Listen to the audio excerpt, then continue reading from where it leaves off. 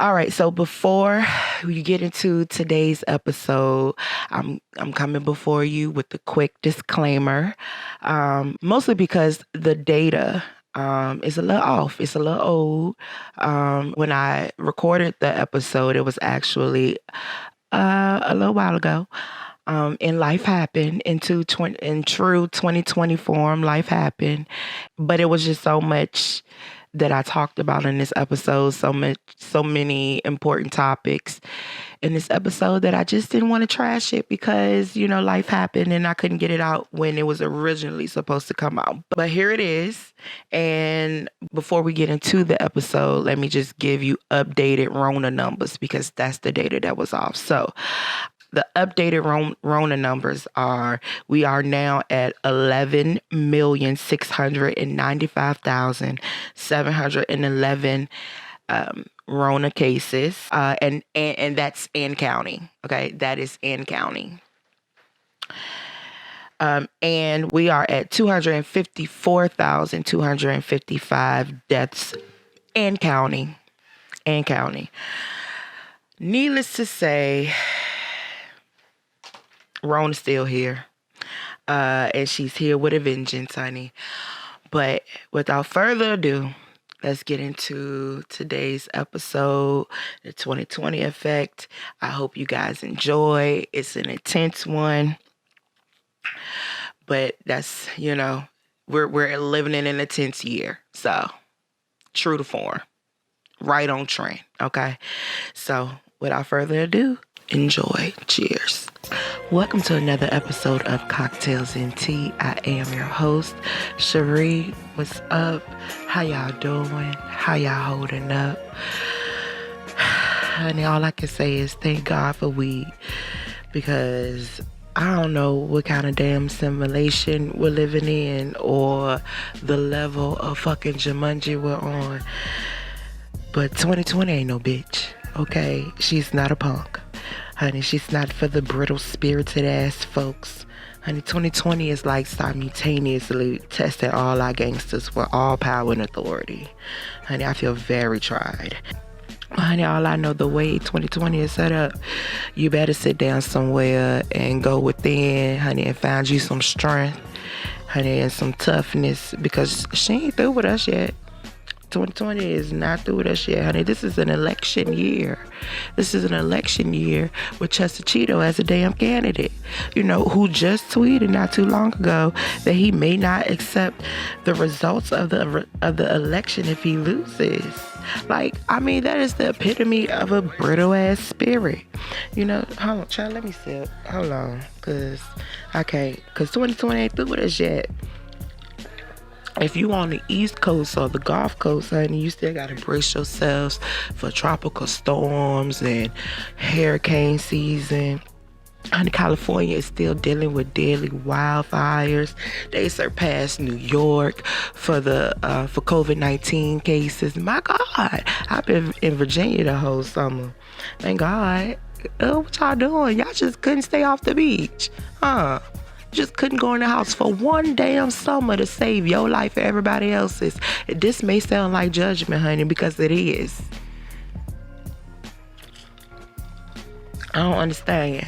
Whatever, moving on. Devastating and destructive storms that tore through parts of the Midwest, honey. They're still cleaning up, and they probably will have to rebuild. Well, not probably, honey. They will have to rebuild. Winter's coming. No Game of Thrones, I don't know if this is going to be a very fun winter. This is going to be, this has been an intense year. Honey, this just ruins Christmas for me already. I just don't, you know what? Positive thoughts, Cherie. Positive thoughts. But anyway, we all still have to brace ourselves for, the regular flu season, on top of battling this corrupt ass administration that happens to send us daily gentle reminders that they really just don't give a single solitary fuck about none of us. Mass civil unrest, and the people still protesting, and rightfully so. Y'all got us fucked up. Honey, And then all this is happening in the middle of a global public health crisis. Lord have mercy. Moving on. On today's episode, we're just gonna talk about all the fuckery 2020 is currently giving us, and the fuckery that occurs this year I like to call the 2020 effect. It's like the 2020 effect, like, because 2020 is tripping. It's tripping. I don't know what kind of fresh hell this is, but here we all are. Okay, it's so much death and destruction, honey. Rona still here, running amok like we owe her money, honey. Numbers are rising in parts of the country. People still refusing to wear fucking masks. Who the fuck raised y'all? Who? You know what? We gonna get to that. People still in these streets thinking Rona is playing with you. Partying, going everywhere except in the damn house. Like, y'all couldn't sit out one summer so we all could be back to normal, or whatever normal's gonna look like. Just selfish. Moving on. Teachers are threatening to strike, and rightfully so, because y'all got them fucked up. You want to put everybody's family in harm's way. They're trying to make us believe that black folks are lynching themselves in 2020. Really? Honey, they still haven't arrested the cowards that killed Breonna Taylor. It has been like 5 months. What are you doing? The military is out here allegedly covering up murders, and soldiers are going missing allegedly. And what are y'all doing? What is happening in the military? What is going on, honey? The cops, Trump and the terror squad, that's what I call this administration. Kanye, Terry Crews, and a dangerous and disturbing amount of white people have lost their entire fucking minds. Honey, the Karens and the Kens have gone wild. They are out of control. Unacceptable. Child, just get your cocktails ready. Honey. And if you partake, just go on and roll a fatty or pack a bowl. It's just gonna be an interesting one. Honey, let's talk. Let's get into it. Okay, so I'm sipping on some, I call this a whiskey blackberry lemonade. Yes, a whiskey blackberry lemonade. Just some Crown Royal lemonade and muddle some blackberries. Boom, there you go. A whiskey blackberry lemonade.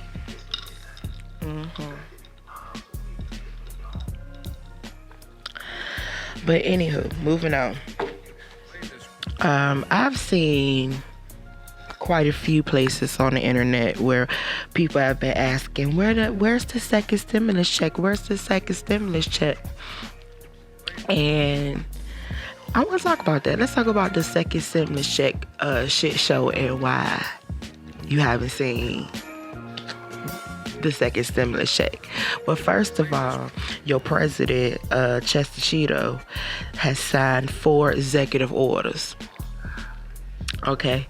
The first executive order is the extension of unemployment benefits for $400 a week. The second one is a payroll tax deferral. The third, waiving student loan payments until December 31st. The fourth, assistance for renters. And all this seemed real nice. But the problem is the Democrats say that Chester don't have the presidential authority to do this, and that they are going to challenge him in court. Honey, all of this, what Chester Cheeto is doing, what the Democrats are doing, what the Republicans are doing, is playing politics, and they're all playing politics with our livelihoods and our lives in the middle of a global state of emergency. Hence the term pandemic. You know what I'm saying? It's fire everywhere. What are you doing? What are y'all doing? You know, it's like they are no longer hiding the fact that they really just don't care about us. Whatever.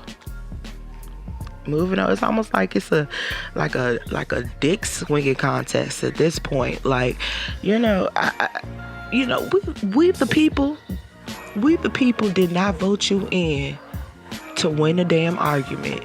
Okay? We voted you in to look out for the people, to cover the people.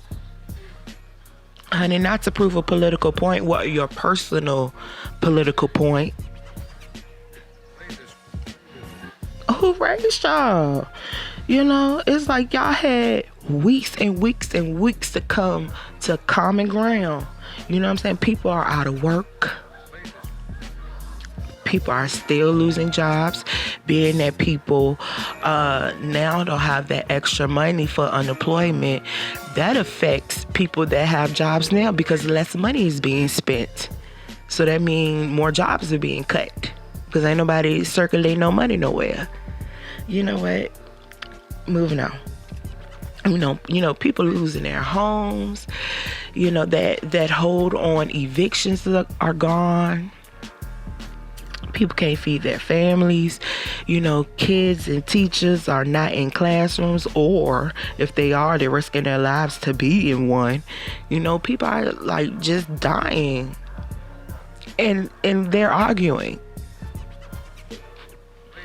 You know, everybody want to win a damn argument. It's stupid. It's stupid. You know, the fact they can't pull their heads out their asses and the Republicans can't pull their heads out of Chester Cheeto's ass long enough, you know, to do their fucking jobs and cover the people. Honey, like, what the fuck are we sending you to DC for if you can't effectively negotiate and compromise and come up with solutions and secure resources for the people that voted you to represent them? You know what I'm saying? Put your ego aside. Put your ego aside long enough to do your fucking job. Do your job and preserve the people. Honey, protect the republic. Protect our democracy from this dictator ass president, honey, he may get a second term. Like, the fact that that's even, like, that gives me pause. That the fact that that's even possible. The fact that he, it just makes me sick to my stomach to think of 4 more years of Chester Cheeto and his regime. Honey, his terror squad. Oh, that just makes me sick to think about. But, you know, it just has to be a better way, you know, to make sure everybody's taken care of without cutting, you know, much needed benefits, you know, like the payroll tax deferral. You know, that put a cut to Social Security and Medicare, because that's what that funds. You know, and here's the gag. The gag is, with the payroll tax deferral, it's just a deferral, which means you don't have to pay it back. You gotta pay it back. That's the reason why he wants you to believe that he's gonna pass this fuck ass executive orders, because as far as the payroll tax deferral, you know, he's claiming that if he's reelected, you won't have to pay it back. That he'll forgive it and you won't have to pay it back. Y'all believe that? You believe this proven liar? Honey, he hasn't even made good on the promises he made from the first fucking campaign. Honey, y'all gonna have to listen. Do your research when it comes to Chester Cheeto, you know. And when it comes to the $400 instead of the $600, you know, they kind of play into that Republican rhetoric that the $600 was incentive for people not to go back to work. The fuck is you talking about? What you mean? You think we don't want to return back to our livelihoods? You think we want... Like, no. Here's the thing. Maybe you make it safe for folks to go back to work, and that'll be the incentive for folks to go back to work. Not no punk ass $600, which for a lot of families wasn't helping nothing. I mean, let's be real. That's just crazy. That is just insane.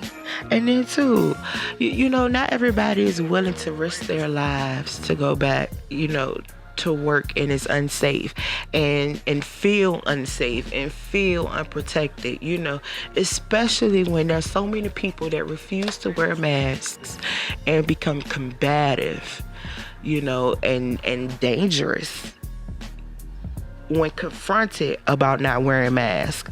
Who want to go back to work in that shit? Who want to risk their life for minimum wage? Not I said the fly. Absolutely not. That's crazy as hell. No, y'all ain't even flattening the curve. You want to talk about somebody going back to try, please. Anyway, moving on. Oh, and you know how when Chester Cheeto signed these executive orders, and baby, I'm using air quotes. Well, he actually signed it, but the executive orders. When he signed these executive orders, he claimed that the money will be distributed rapidly, and that is a quote. But we all still waiting on that money, huh?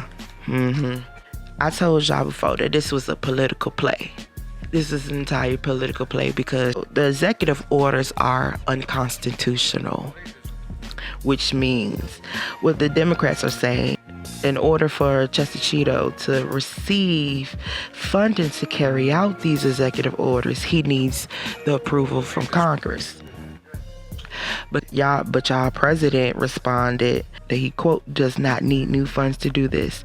So he does not need the approval of Congress, and that he doesn't need new funding because there's still money left over from the last stimulus package, and that he's going to reallocate to carry out those executive orders. Honey, the legal world is saying that, of course, the executive branch, that's being the presidency, the office of president, for the folks that don't know, the three branches of the government. But the executive branch does have the authority to carry out certain executive orders. But these executive orders would face legal opposition. But the gag is, federal law states that the administration is required to spend those funds only for what Congress has approved it for, regardless of whether the president has issued executive orders. The sad part about all of this is, like, it gives false hope. I feel like it really gave false hope to a lot of people, and it wasn't nothing but a political play. They were trying to get the Democrats to negotiate, to their terms, the Republicans, pretty much. And like I said, it was a political play because Trump wants to be reelected. So if people believe in that he's, extending unemployment, if he's helping with renters, if he's deferring the payroll taxing, helping with student loans, and the Democrats block it in court, the Democrats look like shit. It's this political play, and he doesn't even have the power to carry it out. That's why you ain't got your money yet. Moving on to people still refusing to wear masks. Honey, I gotta sip on that. Hold on. Because I find it very, very weird and quite disturbing that people are really protesting because they don't want to wear masks in public. Honey, saying that it infringes upon their rights and calling it slavery. Like, that's weird. That is weird. And here's the thing, call it oppression as well. As if, y'all, I mean, you're reaching. At that point, you're reaching. you obviously have no idea what oppression feels like if that is what you have it to compare to. That in the middle of a pandemic, where a highly contagious virus that's transmitted through the air, and this has all been proven, and you don't want to wear masks in public, or you don't want to be told to wear masks in public, because let's be real, that's what it's about. That's what it's all about, honey, because somebody is telling you that you have to wear a mask. It's insane. And I'm really, I have to say this, because I see a lot of Anglo-Saxons out there, a lot of white folks out there talking about something is slavery and something is oppression, honey. And I'm so sick of y'all. I'm so sick of y'all confusing being inconvenienced with being oppressed.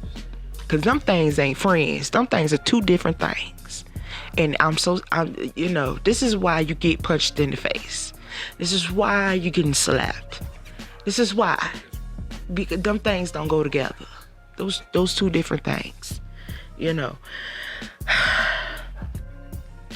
really feel like, especially based on that narrative, like that the majority of white people really have an elementary level of understanding as far as oppression and how that goes and how it feels. Like, it's so obvious. You're so entitled. That's really some trash ass thinking in real life.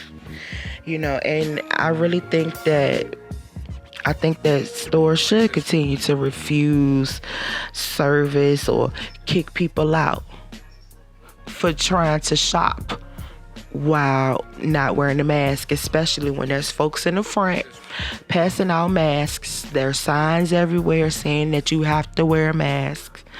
It's insane. And then you forget that they are private institutions, honey. They reserve the right to refuse service to anybody, including you, your selfish self.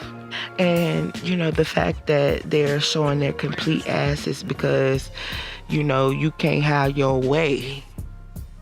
It's like a toddler. Y'all like toddlers. This shit is alarming. It's alarming and it's triggering. You know what I'm saying? It's alarming because these people are literally fighting and coughing and pulling guns on people who challenge them about wearing masks. Is it that serious? For real, that you're willing to commit a felony? It's just weird. Y'all weird. Let's not forget the guy in Pennsylvania who fired an AK-47 at convenience store workers and then took that very same AK-47 and had a shootout with cops. Okay? And of course, he's still alive. You know how that go. Of course, he's still alive, baby. The hypocrisy is real. The hypocrisy is real. And y'all want people to return to work for that bullshit? For real? Okay. No, you don't pay me enough to do what I do before the pandemic, and you want me to then what? Risk my what? Hell no. No ma'am. No ma'am, no girl. And really to see how like privilege and pride, can like turn into like such vitriol and fucking misdemeanors. You know what I'm saying? And felonies, like who the fuck, like for real, who's responsible? Who raised y'all? Who, you're just straight trash ass humans. It's just trash, And this shit is just it's unacceptable. And it's triggering too. It's triggering like working for the public in the service industry and because I'm used to seeing adults throw like temper tantrums. When they can't have their way.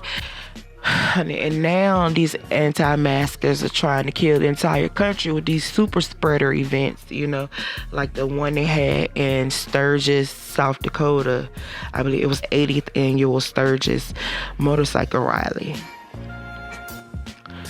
Honey, there was like 250,000 people over like the course of 10 days. So I want to put this in context for you, because like 250,000 people coming to a town where there's only like 7,000 people. Like the population in Sturgis, South Dakota is like 7,000 people. And now you have 250,000 people coming to this small town over a period of 10 days in the middle of a pandemic. Middle of a global health crisis. Y'all trying to kill everybody. What the fuck? But now, reports are coming out that people that attended that damn bike rally, motorcycle rally, in South Dakota, now they're testing positive for Rona because you can't stay home. I mean, 1 year wouldn't have killed y'all. 1 year would not have killed y'all. It's insane. Like shit like that can literally wipe a town out. Like, think about that. 250,000 people in a town that population is normally 7,000 people. That can wipe 7,000 people out. It's insane. And they were not required to wear masks. They were not required to wear masks. But let's be honest, okay? They the no mask, the anti-mask folks anyway. So they won't go wear no goddamn mask, no way. That's why it's so dangerous and it's scary. Like, I would have had to move at that point. I just really don't believe that should be allowed, in the middle of a pandemic. Like, I don't care how many years that damn rally took place. This is a once in a lifetime kind of event. This is the last time this happened was over 100 years ago. And it may be another 100 before it happened again. This is a once in a lifetime thing. It just so happened it happened in our lifetime. But again, I just don't believe that shit like that should be allowed in the middle of a pandemic, especially with the U.S. reaching like 5 million plus cases and over 170,000 deaths. Like that, if that don't take your breath away. And this was allowed to happen. This is allowed to happen, honey.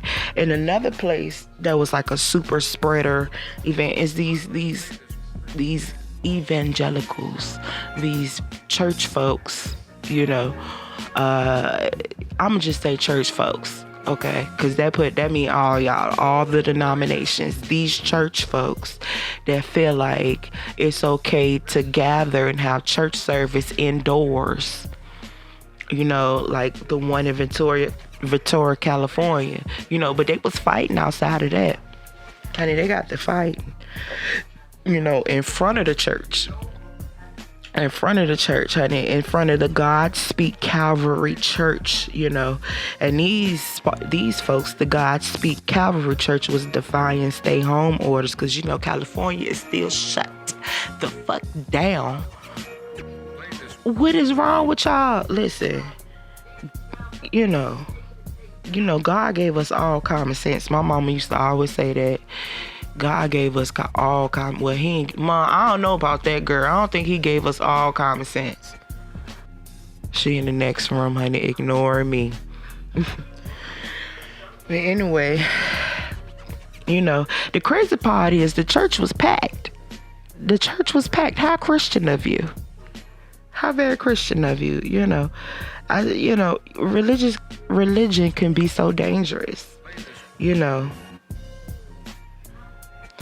religion That's a conversation for another day, honey. I'm gonna move on off of that one, because I can feel feathers ruffling with that one already. I'm gonna move the hell on with that one. But anyway, I just, here's the thing about the masks. Here's the thing about the masks. We're all hot under the masks.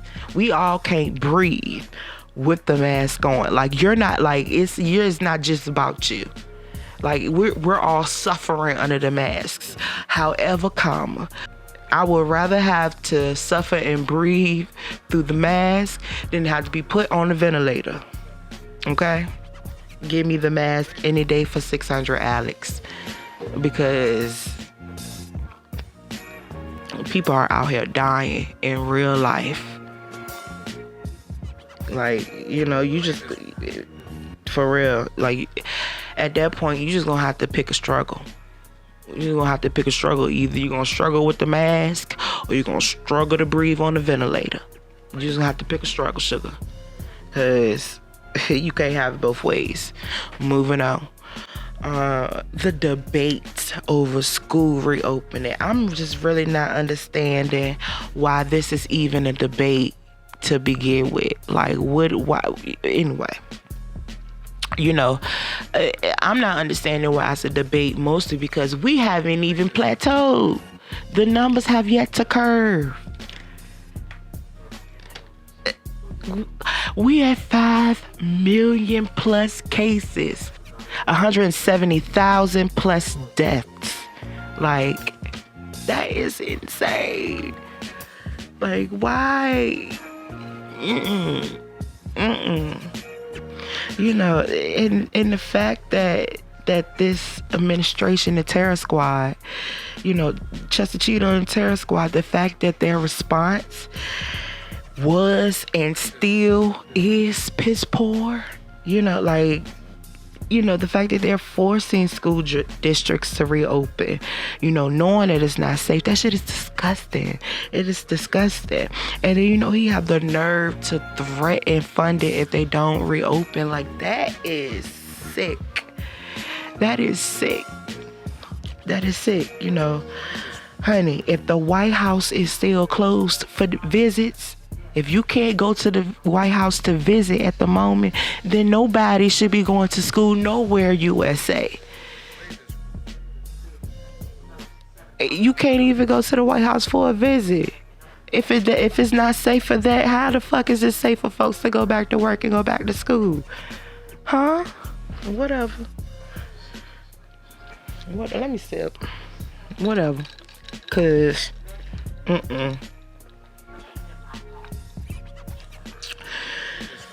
You know what I'm saying? And here's the other part. Chester Cheeto's son, school is not open. So if it's not safe for him to go back to school, how is it safe for American families, the kids of America, to go back to school? It's not safe for his child to return to school, but it's safe for other people's children to return to school? That's crazy. Unacceptable. And here's the crazy part. Like, I worked in the nurse office and the attendance office, actually, for my 11th and 12th grade year, for 5th period in high school, which means I had it every day. I had that class every single day for like 2 hours. And I can tell you, like, people send their kids to school sick with temperatures, throwing up everywhere, sneezing everywhere, coughing everywhere, nose running like a faucet. Like, people bring their kids to school in all kind of conditions. What make you think Rona is gonna be any different? That they gonna keep their kids at home if they're experiencing any symptoms? Think about that, girl. No. And then, not to mention, like, lice will fuck a kindergarten class up. It would take a kindergarten class out. You know what I'm saying? Lice. Honey. And let me say, I understand I understand there are different circumstances for, different families. For every family, there's different circumstances. And, everyone is not able to work from home. If they are working from home, you can't split yourself in a million different, ways. Your mom or dad and referee and teacher and employee and boss or whatever. That's a lot. That's a lot for anybody. You know what I'm saying? And not everybody is able to learn virtually, remotely. B, not everybody have access to Wi-Fi or even a fast internet, or even have access to a computer or a laptop. This is not I feel like there's no one size fit all for this. However, I feel like you can sit out the first 9 weeks until we get a hold of this thing. But sending folks back into school, even sending the kids to college, obviously has become, they sending folks back home. Colleges are or they're on, if they are at the campus, they are in class. They're not doing in-person classes. They're doing it all virtually. So, and for real, if they're learning virtually, y'all really should go down on the cost of tuition. That's only fair. Don't be greedy. Don't do that. Who raised y'all? This is a pandemic.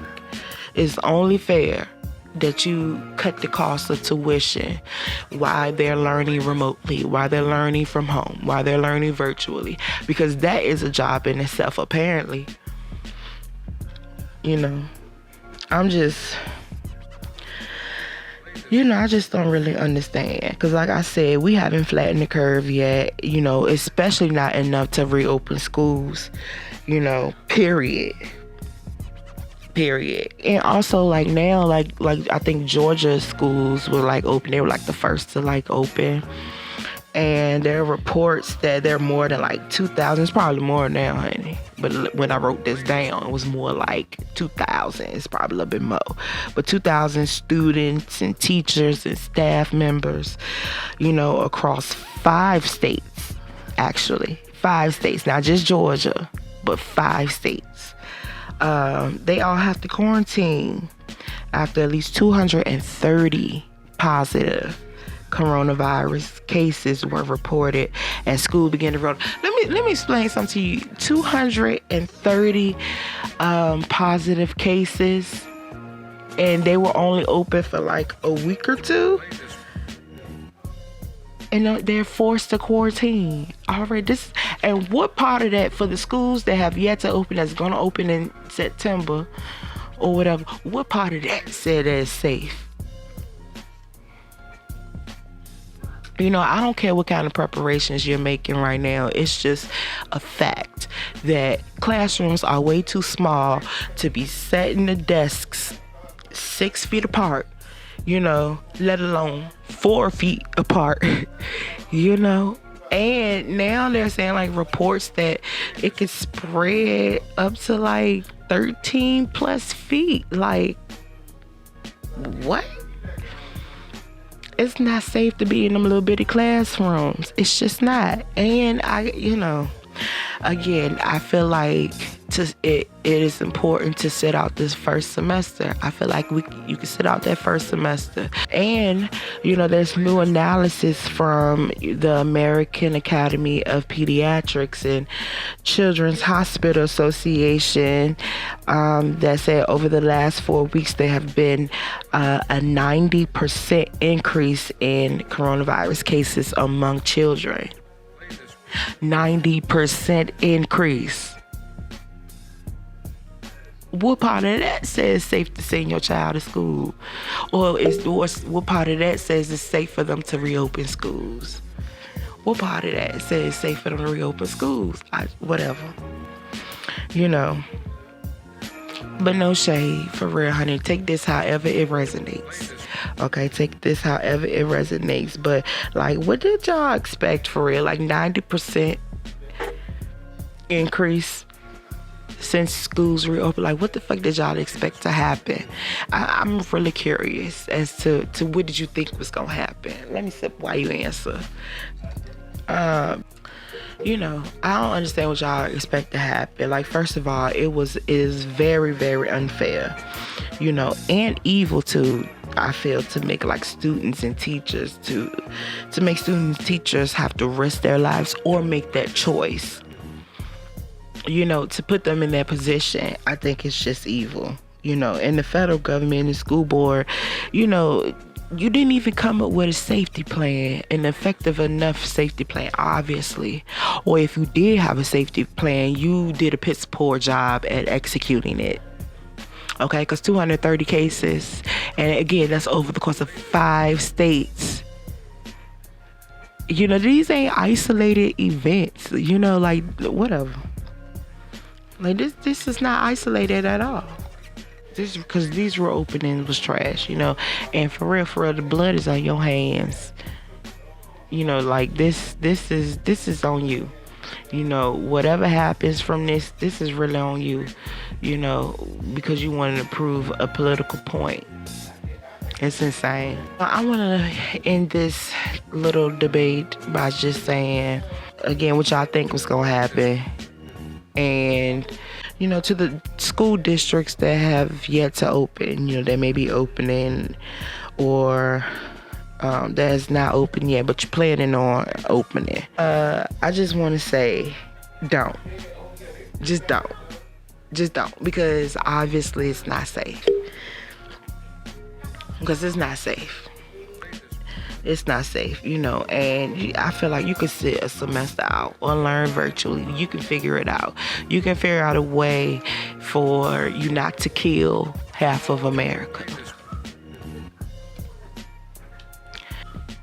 Put this in perspective. So if it's not safe enough for folks to vote in person, to go in and vote in person, if it's not safe enough for that, then how in the hell is it safe enough for kids to go back to school? How is it safe enough to send kids back to school if it's not safe enough for adults to go and vote in person? And especially when the election is in November. The election is in November, and it's not safe enough for folks to go vote in November, but it's safe enough for your kids to go back to school. Okay, whatever. Honey, moving on. All right, so let's get right into it. Joe Biden picked Senator Kamala Harris as his vice president running mate, which is amazing. And if elected, it would make her the first Black woman and first South Asian American on a major party ticket. Okay, so congrats to Senator Harris, and you know, this is really historic. This is historic. I think that this will inspire a generation of little brown and Black girls, honestly, and women too, everywhere. You know, it's about what it represents. So with all that amazing historical goodness, I'm still seeing places on the internet where people are saying she's not Black enough, or people are still, you know, talking about her record. And, you know, in all honesty, you know, y'all worse than Chester Cheeto and the Republicans at this point. You know, y'all worse than Chester Cheeto and the Republicans with that birther shit and with Barack Obama. You know, I just really don't understand why we would do that to her too. You know, especially knowing that they all are already going to do that to her. Chester Cheeto, the Republicans, you know, they're all going to say she's not Black enough. She's not here. First of all, who are they to say who and who is not fucking Black enough? Number one. But also, who were we to say, you know, she is not Black enough? The other thing that they're going to throw at her is, you know, the sexism. because a lot of folks, I feel like that's another problem that we had with Hillary, even though folks didn't like her. It was about sexism. A lot of men aren't ready to be led by women. I don't know why not, honey, because obviously we know what we doing. Look at all the other countries that were run by women. The fact that we're a first world country and this is still a topic of conversation and 20 is insane to me. But anyway, moving on. I don't understand why we would do this to her when they're going to do that. And we know they're going to do that. They're going to say she's not black enough. They're going to throw the sexism. They're going to throw the sexism thing at her, which shouldn't even be a thing. Let's just be, whatever. Moving on. But honestly, I have a question. Like, my question is, what is black enough? Like, for real, what exactly is black enough? You know what I'm saying? What is black enough to you? Especially by that logic, especially given the history of this country, and honestly, the African diaspora. What exactly is black enough? Especially in America. Like, the fuck is that? Like, seriously. Take it however the fuck it resonate. For real, take it however it resonate. But what is black enough in America? This is... Listen. Take this however it resonates for you as well. But we as black Americans, we carry the sins of this country, not just in our trauma, but some of us also carry it in our skin tone. Let's be real. I'm really not understanding this black purity test. Like, what is this black purity test, in America? Listen, yes, her mother is from India and her father is from Jamaica. Okay, but she was born in Oakland, California in 1964, thus making her a black American. Okay. Also, she graduated from Howard in HBCU. Okay. And pledged, AKA there, a Divine Nine. Like, no shade, but that is black as hell. That's very black. Okay. Moving on. And her record as a prosecutor. Listen, I completely understand why, people will feel a way about her record. But honestly, we have talked about her record ad nauseum while she was running for president. And I get that people are upset because she sent a lot of black people to jail. But that's what prosecutors do. I hate to say it like that, but let's be real. That's what prosecutors do. Okay? And, honestly, her and Biden, hell, done sent a lot of black people to jail. Biden with the 94 crime bill, And also, I didn't really like the way he handled Anita Hill. I didn't like the way Joe Biden handled it. And he was questioned on The View about it. And by Joy Behar in particular. I think Sonny too. Girl, I love The View, honey. I love just to smoke weed and watch The View. It's like one of my favorite pastimes. But anyway, moving on. But I didn't like his lackluster apology, however, for me, it's the bigger picture. And the bigger picture is getting Chester Cheeto and the terror squad the fuck out of office. Period. If Republicans can be a one-issue voter for their entire life, then we can vote for Joe Biden and Kamala Harris to get these criminals, this corrupt administration, this criminal and corrupt administration, among other things, the fuck out of office. That's what it's about. And let's be real. Let's be real about Chester Cheeto. Okay, when Chester Cheeto has no more elections to win, it's gonna get worse. What do you think he's gonna do? If he's big and bad and bold enough to do all of this stuff, just think about all of it from the past 4 years. Think about the campaign, finance, with Stormy Daniels, Michael Cohen went to jail over that shit. You know what I'm saying? Think about the Mueller report. Hello? Okay, that shit read literally like a crime, like a mob crime thriller. Like for real. He want to be Godfather bad. Just even if you just read first couple of pages, I promise you, it reads like a book, like a crime thriller in real life. And it should scare the shit out of people.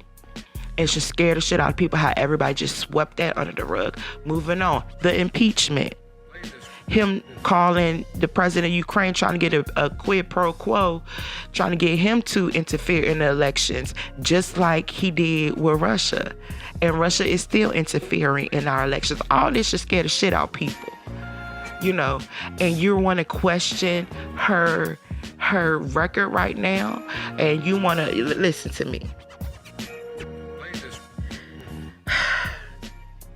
Chester Cheeto is already emboldened by his base, by Republicans in power who are too pussy, yes, I said it, to check him and hold him accountable. And too pussy to protect our republic, and our democracy, and uphold the Constitution that they claim that they love so much. Girl, whatever. And check your mama on that one. Moving on. Okay?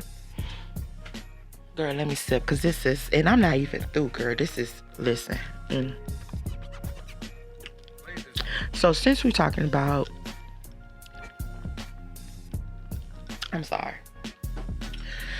since we're talking about her record, I feel like we never ever really list some of the good she did while she was in office in California, while she was Attorney General in California, or even as a senator.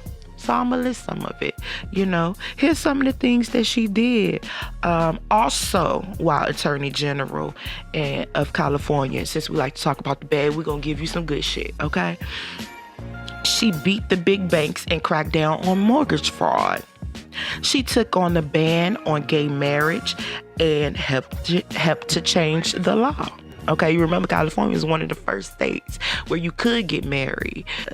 She fought big oil to protect the environment. And let me tell you why that is important right now, because not too long ago, I think sometime in August, Chester Cheeto and the Terror Squad finalized plans to open up the Arctic National Wildlife Refuge in Alaska, okay, for drilling. And this is one of our nation's most protected and honestly contested and protected lands. This move, the reason why this is huge, because this move will auction off oil and gas rights in one of our nation's, again, most protected and contested land. And another part that I must mention is that even the big banks like Goldman Sachs and Wells Fargo refuse to fund drilling. Okay? They refuse to fund, the drilling in the Arctic Refuge. That should tell you something. That should say something. Okay? Moving on. She also has experience in prosecuting human trafficking, which is huge. Okay, and just in Georgia, not too long ago, they rescued 40 children? 40 children. Okay, that should be news everywhere. Ashton Kutcher is low-key saving. He saved 4,000 children from human sex trafficking. That is huge. That's why you should pay attention. That's why it's important. She has experience in prosecuting human trafficking while she was district attorney, okay? But really for me, my question for Americans that are voting, Americans that got something to say about her record, which again, I get it, but this is not the time. Okay, but my question is, where do we give people grace to grow? Where do we give people grace to grow? This make me think of a Bell Hooks. This makes me think of a Bell Hooks quote that says, "How do we hold people accountable for wrongdoing and yet at the same time remain in touch with our humanity enough to believe in their capacity to be transformed?" And I think it's a great question. You know, what about her record as a senator? You know, as a senator, she, well, in more recent years, have aligned herself with the left wing of the Democratic Party. Now, if you know anything about the Democratic Party, then you know that it's a spectrum. Okay, it is a spectrum. You got your moderate Democrats that's more like Joe Biden. Joe Biden is a perfect example of a moderate Democrat, which, yes, I must say, we have been warned about moderate Democrats, which is why I think a lot of people really ain't feeling Joe. You know, we've been warned by Malcolm X, and it's so sad that things that was said 50 years ago holds true today. But yes, Joe Biden is a moderate Democrat. You have like independents that tend to swing either way depending on what's the issue or who's running or what's happening in the country. You have independents that sometimes vote Democratic, sometimes they vote Republican. It really just depends on them. An example of an independent would be Bernie Sanders. Bernie Sanders is not a Democrat. He's not part of the Democratic Party. He is an independent. And then you have what they call them socialists, but I don't like to call them socialists because I feel like that word socialism is just used too loosely and it scares a lot of our voters, like Latino voters, because like Latinos that have come from country where socialism is not a good thing, like Venezuela, like oh my gosh, like Cuba, like Venezuela, like Nicaragua. You know, these places, socialism is not a good thing. That's why you see Latinos for Trump. That's why you see a lot of Latinos who are Republicans because of what they experience in their country, which is why I don't like the word socialist. I rather them use progressive. We're gonna say progressives, you know, and progressives will be in the Democratic Party, like AOC, you know. That's Alexandria Ocasio-Cortez. I love her. I live for her, honey. I love her. But it's a spectrum in the Democratic Party. I think it's important for people to know that and understand that. But she has aligned herself a little more with the progressive side of the Democratic Party in recent years, which I think should be mentioned. Again, people change their minds. We all have a right to change our minds, whether it's we're going through experience or you learning from your past mistakes and maybe ways that you thought, you know, where do we give people room to grow? I really just believe that she's gonna hold, you know, people accountable, you know, like the way she did Kavanaugh, doing that judiciary hearings for his appointment to Supreme Court, which, girl, I can't even get into that right now. Like, moving on. She has backed proposals to raise the federal minimum wage to $15 an hour and revise the country's bail system. She supports proposals to overhaul policing and make lynching a federal crime, which is insane that that's not a federal crime in 2020. But again, this is America. Moving on. She has been a vocal supporter of racial justice legislation in response to the killing of George Floyd. You know, I'm not trying to change anyone's mind about Kamala Harris or Joe Biden. You know, she was not my first choice when she was running. But all I'm saying is really it's about the bigger picture. Don't be so fucking woke that you hand this election over, to people who are not qualified and are criminal as fuck, among other things. Among other things, identity politics and folks chasm, with her record aside, she's qualified.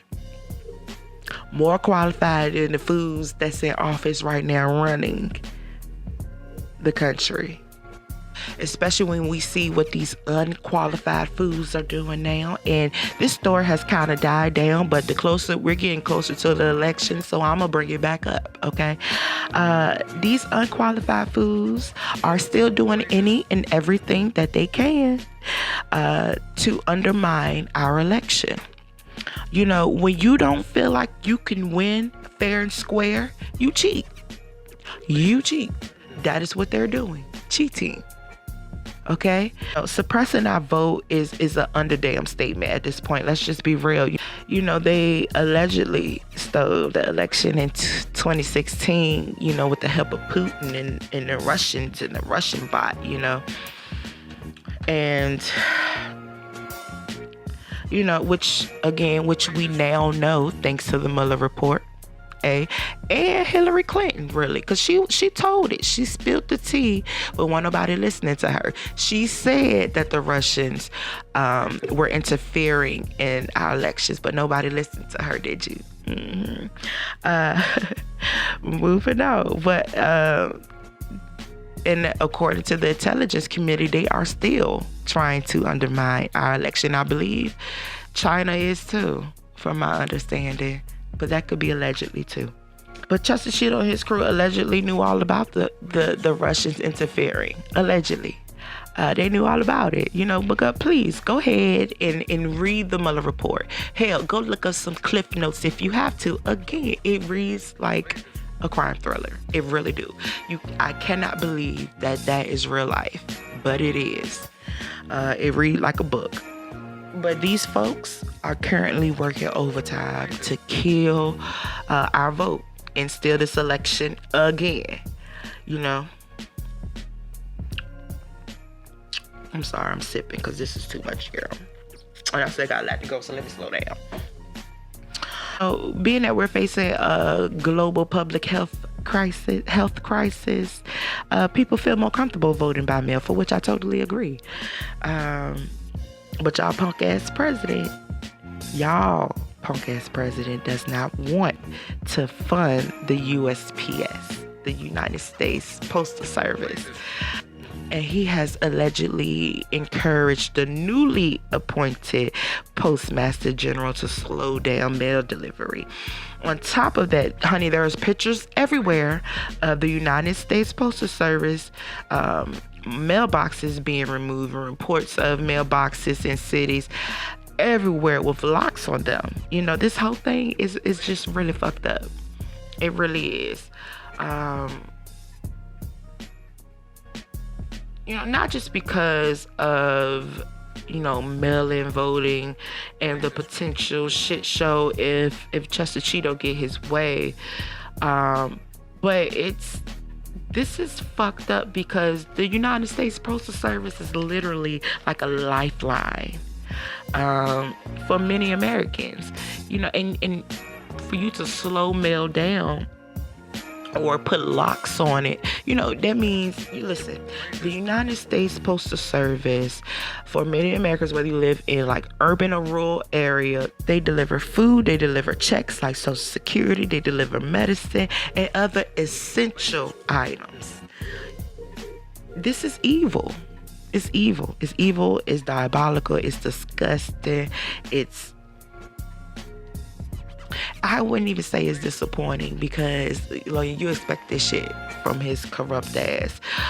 Also, let me mention that the current and newly appointed, as I mentioned earlier, newly appointed Postmaster General Louis DeJoy, he was appointed just in May. Okay? 2020. This May 2020. And he has no experience with the postal service whatsoever. He is a Trump ally, he is a Chester Cheeto ally and a major Republican donor. Since 2016, homeboy has donated $1.2 million to Chester Cheeto's campaign and nearly $1.3 million to the Republican Party, honey. Let that sink in. The Postmaster General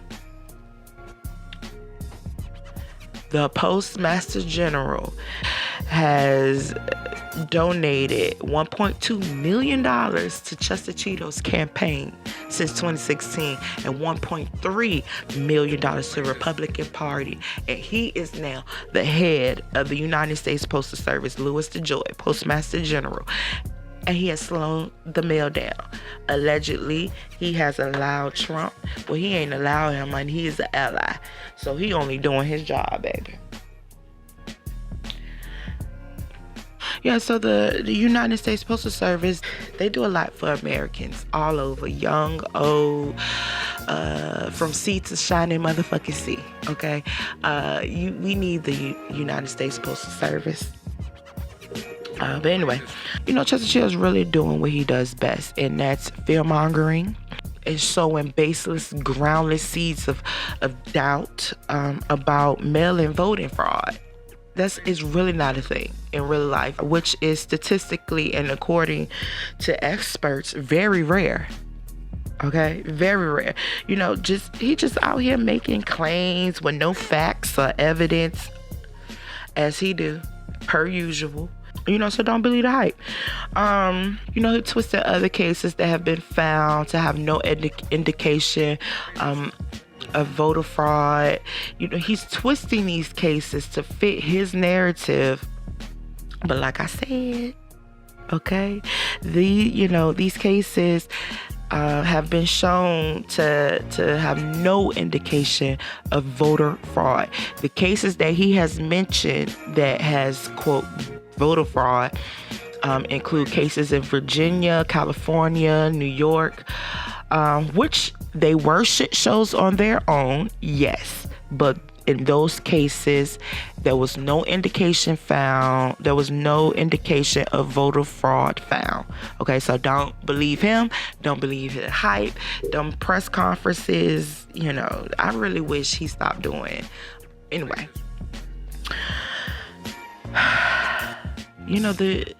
I saw a couple of interviews where United States Postal Service workers were interviewed, and they're saying if they can handle a couple billion Christmas cards every year, then they can handle a couple million mail-in ballots. And which to that I say, period. Okay, period. Put some respect on them folks' name. Put some respect on the name of the oldest establishment in this country. Okay?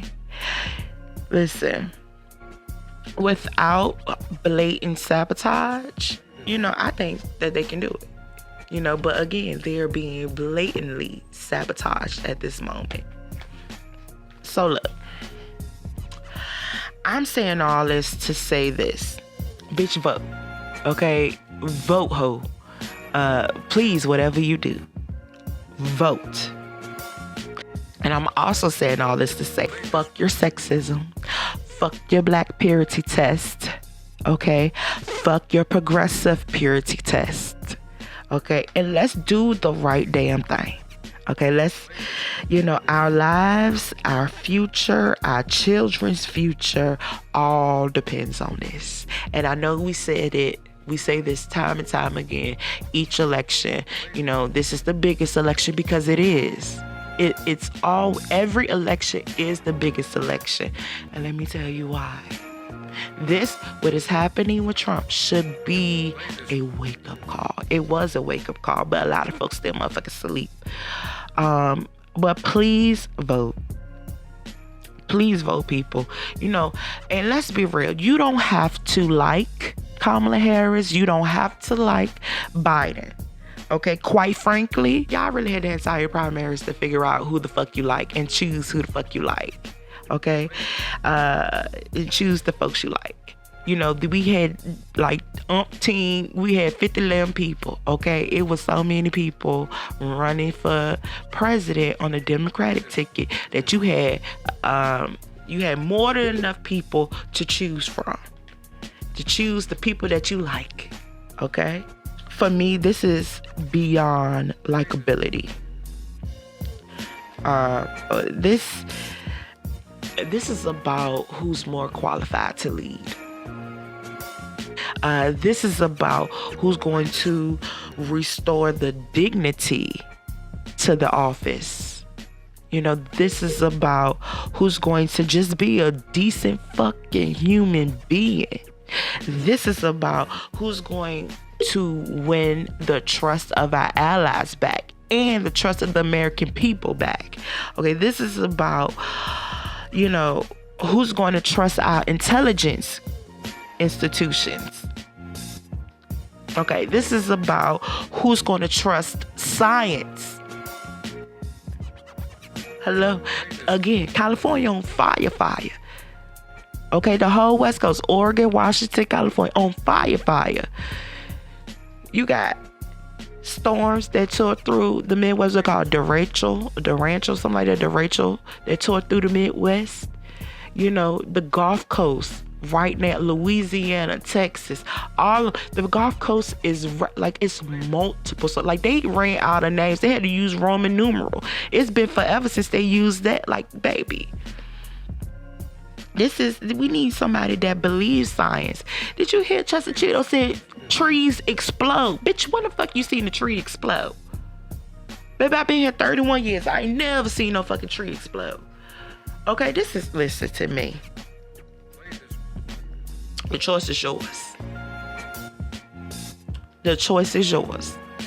Okay, moving the fuck on. Speaking of Chester Cheeto, you know, here recently, Chester Cheeto, when is he never not, you know, in trouble for some shit that he done did or said? But here recently, Yall President Chester Cheeto was caught on tape admitting to downplaying the severity of Rona. That's the coronavirus for the folks that don't know. I call the coronavirus Rona. But he has been caught on tape, baby, admitting to downplaying the severity of Rona. Listen. I may have to take a bigger sip on this because 200,000 people have died in the United States because of 200,000 people. That's men, women, children, old, young, black, white, everybody. Yes, it's disproportionately affecting black and brown and indigenous communities, but everybody done lost somebody to this virus. Listen. So let me break it down. What happened? You know, so y'all, you know what? Y'all ghetto ass president. He just really insists on, you know, testing the patience of the American people. You know, this trash ass president, trash ass human, just mean he just gonna continue to test the American people's gangster. Like, don't play with us, Chester. Aren't y'all sick of Chester playing with you? Okay, this is what I'm about to give you is more reason. Is another reason why you should vote. Every segment that's coming up after this is more reasons why you should fucking vote. Okay, moving on. I'm not gonna talk about voting the whole time because I know people beating it like a drum, but I don't think people understand, you know, the severity, since we use that word, of what we're up against. You know, moving on. Now, you know, Chester Cheeto was caught on tape, admitted to downplaying the severity of COVID-19 to the American people. Honey, thanks to Bob Woodward. Thanks to Bob Woodward, who conducted a series of more than a dozen exclusive interviews, more like 19 to be exact. 19 interviews. And 3 of them was in person. 3 of them was in-person meetings. And Bob Woodward recorded every moment, for which he said, quote, just in case the president accused him of publishing fake news, which, you know, is high-key smart as fuck, because we know Chester Cheeto like to say that he ain't say shit, even though you be having him on tape saying the shit. But he conducted these interviews, 19, well, really 18, because the 19th was a phone call, but I'm gonna get to that. But these interviews were conducted between December 2019 and August 2020. Last month. Okay? Last fucking month. You know, but all of that is giving us, you know, this blockbuster ass book, Rage, which is the second book about Chester Cheeto and the Terror Squad by Bob Woodward. You know, the first one I think was called Fear. But this book was just recently, September 15th. And Bob Woodward said that Rage is an opportunity to enter the President Trump's mind. I don't know who the fuck want to go there. Now, why would we want to go in his damn mind, honey? It's empty. Ain't nothing in there. Honey, ain't nothing in there but Beetlejuice. Nothing in that man mind. But, you know, this book was just released and already is a firestorm. It is a firestorm mostly because of these audio tapes. You know, from these interviews. That really has exploded all over the news, all over the internet, you know, of Yall President admitting to downplaying the seriousness of Rona. He also revealed sensitive information that could put us all at risk, really, with our adversaries in these interviews. Sensitive information like our nuclear weapons. He talked about Woodward about the nuclear weapons that his administration has built, and, you know, President Putin from Russia and Xi from China would be so jealous, or they, you know, listen to me. That should scare you all. We were all afraid that he had the nuclear codes, but the fact that he is telling like, that's classified information. Bob Woodward does not have the clearance for him to be talking to him about our nuclear program, you know. And then now that we all know, and it's on tape, all Putin and Xi have to do is just tell their spies that they do have here. Come on. To go find out about it. It's not smart, bitch. How are we smarter than the president? Like, that is really the thing that, let me sip.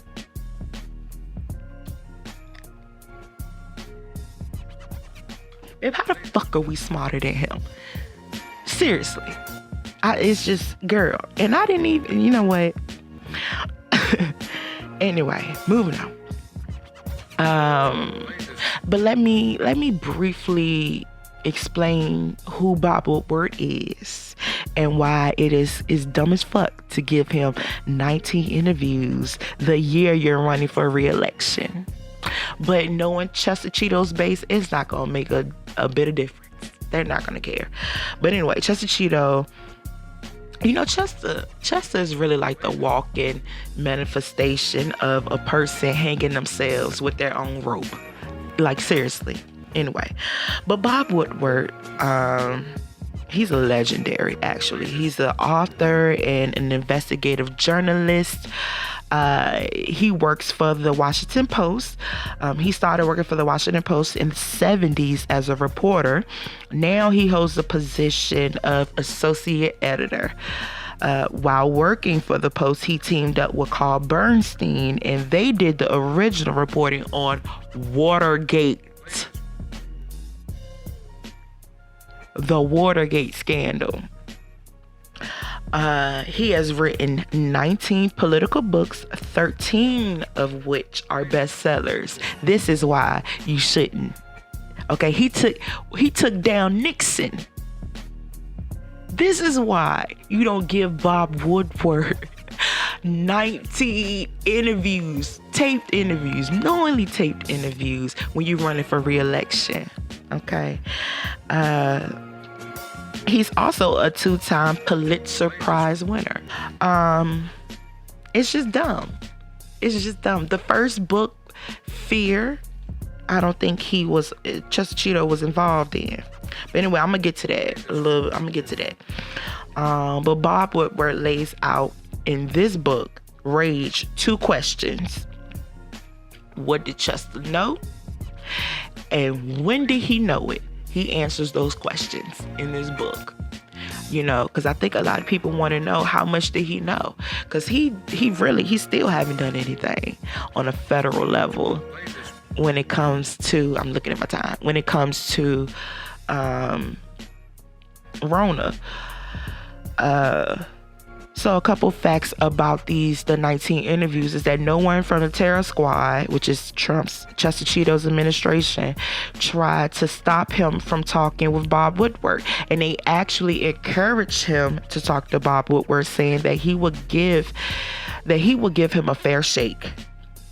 Because again, I say in the first with the first Bob Woodward book about Chester Cheeto and the Terror Squad, Fear, he did not speak with him. He did not talk to Chester Cheeto about that. Bob Woodward used anonymous sources. But before you turn your nose at anonymous sources, let me just say, that's like the bread and butter of investigative journalism, is anonymous sources. But that's the reason why they didn't really pay attention to that book, is because he was using anonymous sources. But remember, anonymous sources is what took Nixon down in Watergate. Okay, but moving on. And also, Chester Cheeto, even according to Bob Woodward, Chester Cheeto initiated 7 of the taped interviews. 7.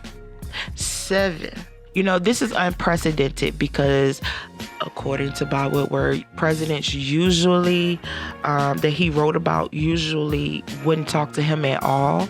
Or if they would give him one meeting. And typically their press secretary was there to like intercept if, you know, things got too heated, or if things got out of hand, to like stop Bob Woodward's line of questioning. But he actually had a little bit of advantage with this one because, again, Chester Cheeto initiated 7 of the conversations.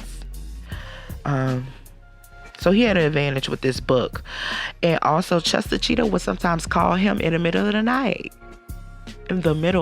So in all times of night.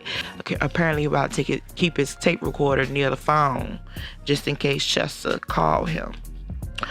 But some of the things that Chester Cheeto told him was on February 7th, Chester told Bob Woodward that Rona was airborne, and that it was 5 times more deadlier than the flu, saying that it's deadlier than the most strenuous flu. That's a quote. It's more deadlier than the most strenuous flu.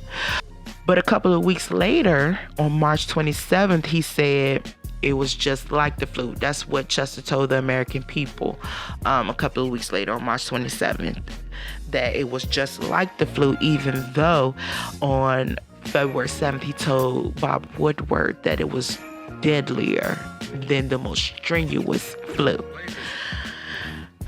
That should scare the shit out of people. That should be enough for you to go fucking vote. Anyway, so apparently Chester Cheeto knew since January 28th, when he was briefed by his national security advisor, quote, "This virus is going to be the greatest national security threat to your presidency," and that also a pandemic was coming. He was told on the 28th that a pandemic was coming. He told Bob Woodward on the 7th of February that it was deadlier than the most strenuous flu and that it was airborne. Remember, our first case of Rona, of COVID-19, was January 19th. And by the 28th, he knew just how deadly it was. And yet, we're in September. He still hasn't done nothing on the federal level. But anyway, he knew the coronavirus was deadly, and yet he continued to deliberately play down the severity of Rona. He held indoor rallies with no mask, no social distancing. He's still holding rallies with no masks unless you're sitting behind him. But if you're in the audience, you don't have to wear a mask. And no social distancing. The folks behind them are not social. They packed in like sardines. Okay? He continued to tell folks it's okay to not wear masks. He mocked social distancing. He continued to tell folks not to stay at home, but instead encouraged them to go out. He continued to tell the American people that it won't last and it will be gone in a minute. He continued to tell the American people that there's nothing to be afraid when it came to Rona. Yet 200,000 people are dead. And according to research, according to statistics, 3 out of 4 people would still be alive today had we had a quick response to the coronavirus. 3 out of 4 people will be alive today if we had a quick response to the coronavirus. Baby, let me sip on that one. I'm trying to slip slow because I got a lot. You know, this is the smoking gun. This is a smoking gun that Republicans like to say that was not in his campaign finance fraud. That wasn't a smoking gun. The Mueller report was not a smoking gun. His impeachment trials was not a smoking gun. His pro quo phone call to the Ukrainian president, doing which caused him to be impeached. It won't the smoking gun. This is a smoking gun, and yet they are quiet, baby. It's crickets over there. Per usual, because it don't fit their narrative, baby. If this was B Boogie, Barack Obama, honey, if this was Bill Clinton, honey, hell, if it was Hillary, had she won, this would not fly. I feel like that's my problem with Republicans and this president, is that they're fucking hypocrites. They are hypocrites. So, in speaking about this book, Rage, a lot of people are questioning whether Bob Woodward should have went to the public with the information that he knows or that he knew. And even Chester Cheeto and the Terror Squad and the Republicans, honey, that's their talking point now, is that he just said at his press conference not too long ago, quote, if Bob Woodward thought what I said was bad, then he should have immediately, right after I said it, gone out to the authorities so they can prepare. Baby, pardon my Parisian, okay? But nigga, you are the authorities. You are the fucking authorities that was supposed to prepare. Are you kidding me? Who the fuck was he supposed to call? Ghostbusters? Really? Like, I really don't get it. For the life of me, I do not understand this president. And then too, my thing is Bob Woodward is not the president of the United States. Okay, he has not been sworn in. He is not the commander in chief. He does not run this country. Chester Cheeto is. Okay, this blood is on his hands and not Bob Woodward's. Let's not lose sight at who could have done something and still can. My thought is that, even if he had disclosed to the public or authorities, which I don't even know what authorities he was gonna tell. Who the fuck he gonna tell? But had he came out to the public with it, it wouldn't have made a difference. I don't believe it would have made a difference. I believe their response would still be the same. Because think about it. Like in your heart of hearts, do you really, especially knowing everything you know about Chester Cheeto and the terror squad, do you really believe that they would have handled it differently had he had came out to the public with it? I don't believe they would. And the reason why I'm saying that, first of all, I believe they would have found a way to spin it and lie, or not even address it like they're doing now. They're barely addressing it. You know, they're spinning it, turning it on Bob Woodward, saying, well, why didn't he say anything? Bitch, why didn't you do anything? Okay? But again, we all know this. This is all out. The tapes are out.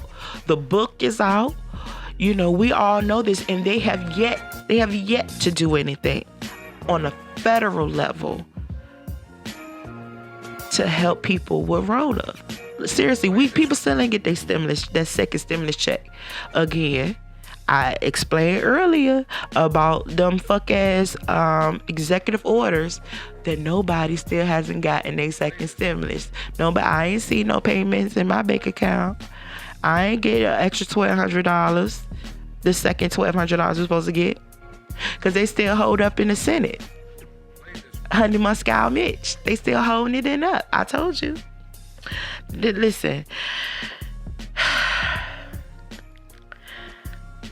there are, again, less than 45 days until the election, and he's trying to push for a vaccine to come out before election day, and yet there's still things they could do. Federal mandates, they still haven't done any federal mandates. And you mean to tell me that Bob Woodward saying anything then would have done anything? It would have done nothing. He still got an election to win, and he still hasn't done anything. And I think that, you know, my problem with this narrative of Bob Woodward should have said something is that it helps Chester to escape accountability. You know, again, Bob Woodward was not the president. So no, I'm not mad at him for not saying nothing. What authority do he have? But Chester Cheeto failed to protect the American people, not Bob Woodward. Chester Cheeto. You know, honestly, what I got from all of this is that Chester blew through so many opportunities. He's still blowing through opportunities at this moment to respond to COVID-19. And, you know, this book basically details his failures, really through his own words. Honestly, none of this is really surprising, but I think it's hitting a lot different. I think it's hitting different for a lot of folks, mostly because they can't spin this one. They can't spin it because it's in his voice. It's in his own words. Bob Woodward is a trusted journalist. You know, even the terror squad allegedly encouraged Chester Cheeto to talk to Bob Woodward, to give him an interview. So it's kind of hard for them to spin this one.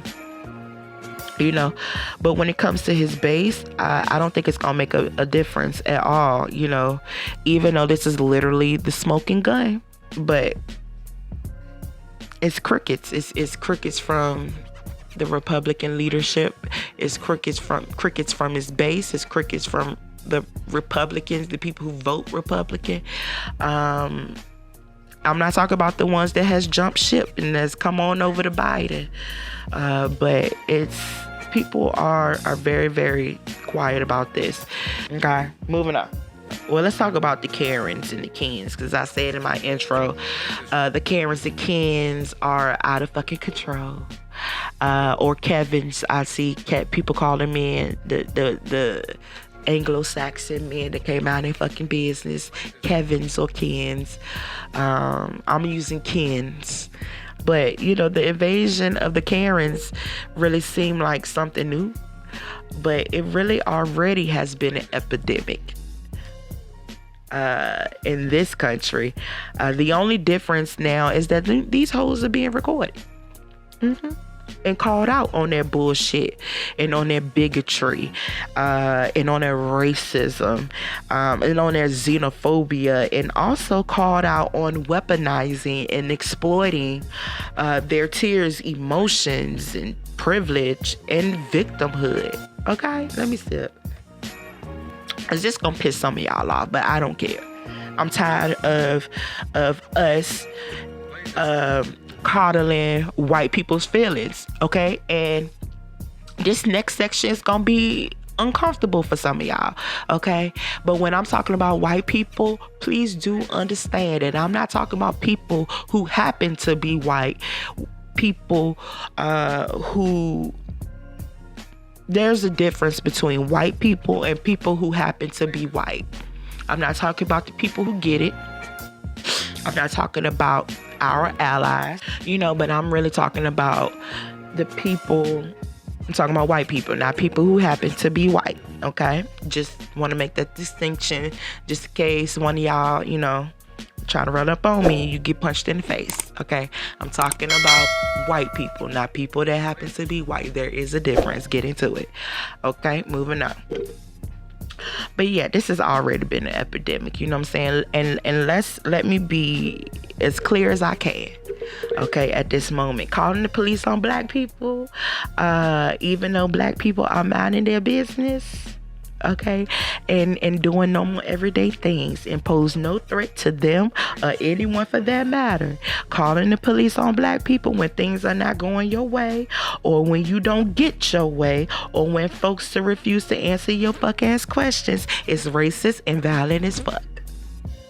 Ting, you're racist and it's violent, okay? Not up for debate. Not up for debate. There ain't no two ways around that. And again, I'm talking to white people, not people that happen to be white. Okay? If and you take this however the fuck it resonate. Okay? Okay. But moving on. The reason why I'm saying it's violent, okay, it's violent because of the potentially deadly consequences of Karens and Kens calling the police out of spite. Like they're helpless victims who need saving, even though they are typically the aggressors. It is racist and it's violent, okay? But there's a history. There's a history of violent behavior from white women, of this kind of violent behavior from white women, and their victimhood being used against black people to cause harm or worse, death. Okay, because it happens. It happens. This narrative actually goes back to the slavery era, where slaves were posited as sexual threats to white women and or the wives of slave owners. This gonna ruffle some feathers, but you will be okay. Okay, fuck white fragility. Okay, that shit is getting us killed. Shit is still happening. Fuck white fragility. You will be okay. Just listen. It's time for you to just listen. Jane Fonda already done told y'all. She done told Joy Behar, I hope that you took it as a sermon, as a word, honey. That you are white people, and this is not your time to speak. This is your time to listen. So, this myth of black slaves being a sexual threat to white women is really, to me, an entire projection, okay? Because in reality, it was the slave masters who were raping their slaves, men and women. Let's be real. Do your research. Not this whitewash history, but do your research. There's plenty of real documentaries out there that you can watch, you can get into, honey. It's not my job to tell you which one. Google is your friend. You got the whole world at your fingertips at any given moment of the day. Okay? Get your Twitter thumbs and Google. And if you don't like to read, YouTube is also a search engine. Get into that. Okay, moving on. But you know, the ideology of this myth perpetuated the idea that white women, who in American society represents good, pure, and virtuous, who needed to be protected at all costs by white men. Let's be real, like that is their superpower. That's their superpower, their perceived virtuousness in the eyes of society is their superpower, I believe. You know, and when you add this perceived virtuousness, their superpower with a racist history where white women are afraid of black men and black men are hypersexualized and seen as dangerous, you know, that shit is explosive. Okay, that shit is explosive. This justifies racial violence towards black men and anyone really that they feel pose a threat to their perceived power. Okay.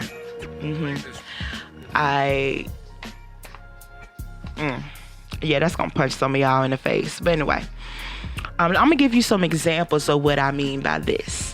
Some early on Karens, if you will, before it became a name, before we had a name for it.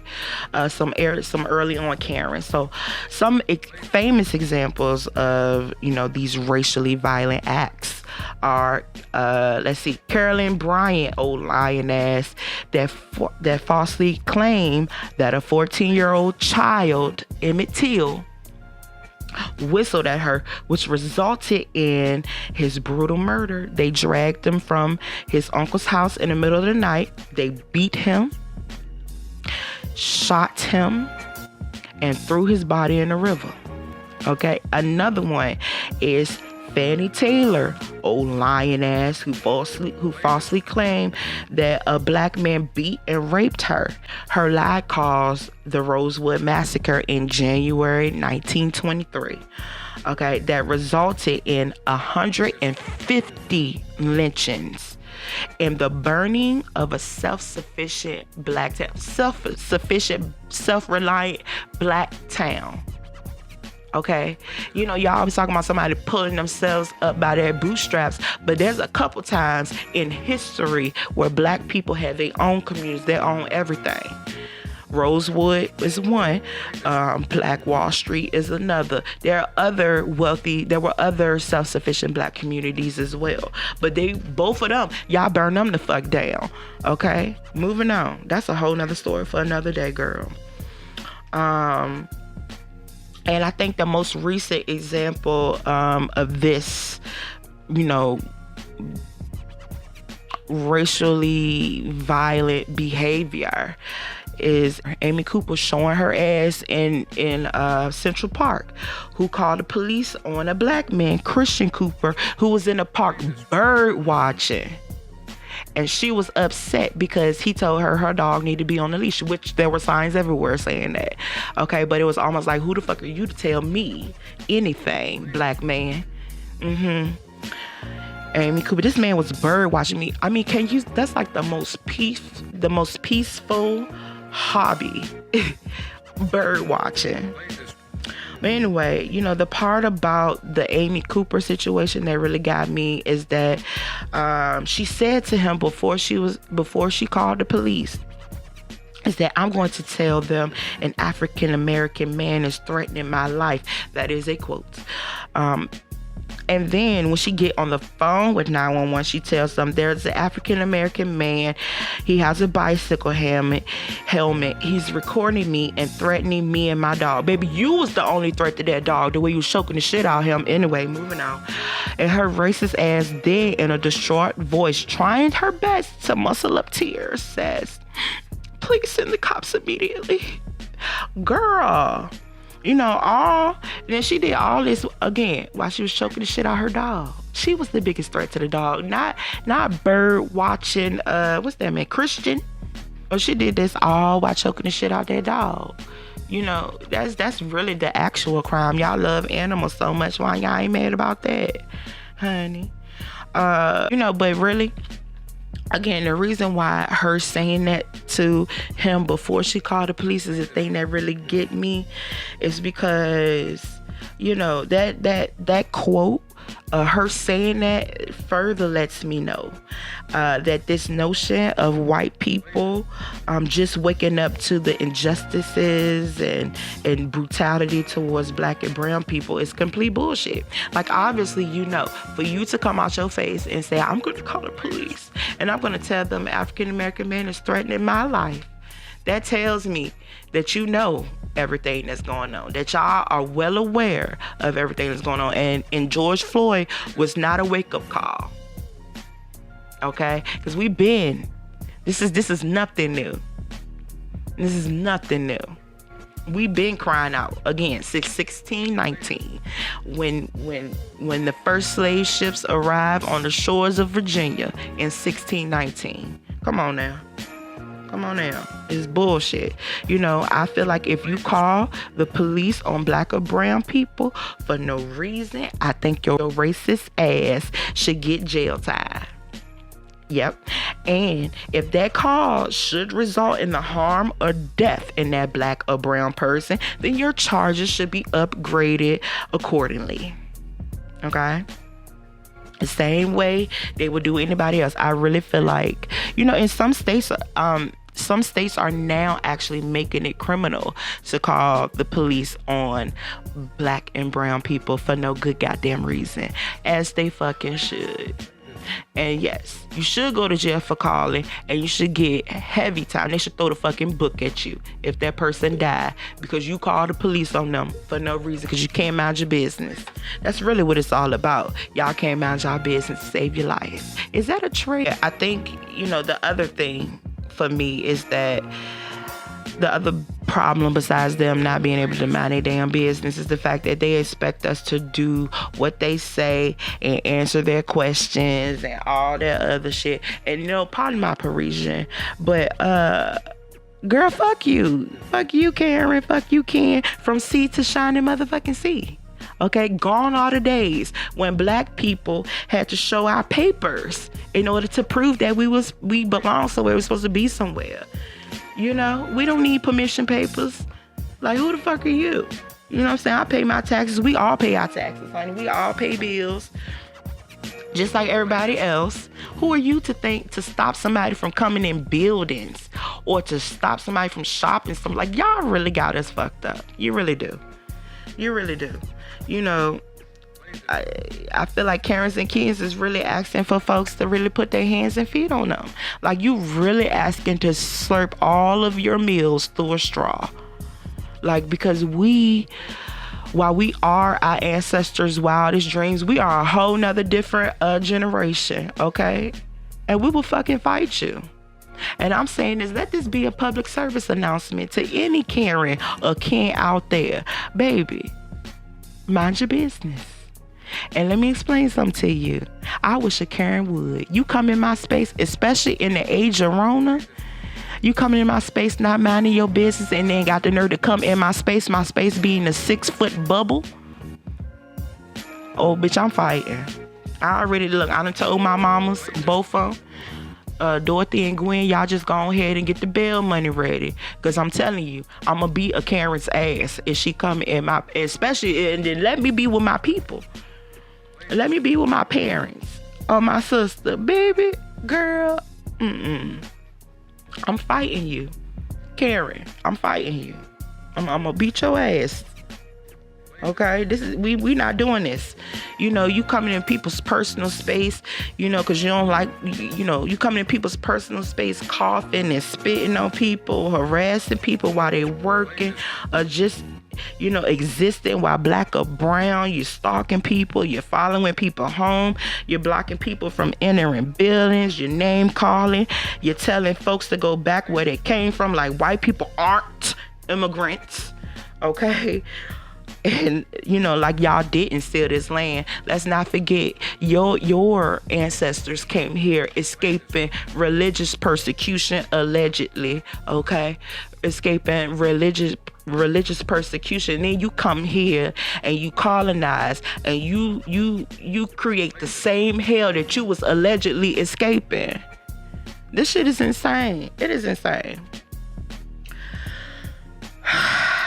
You know, y'all really just lost y'all damn ass, okay? You Decepticons. That's what, damn Decepticons. You know, I just really can't. And then this other thing about the Karens, this other conversations about the Karens that's really annoying me is that Karens are now trying to say that Karen, that saying Karen is equivalent to the word nigga.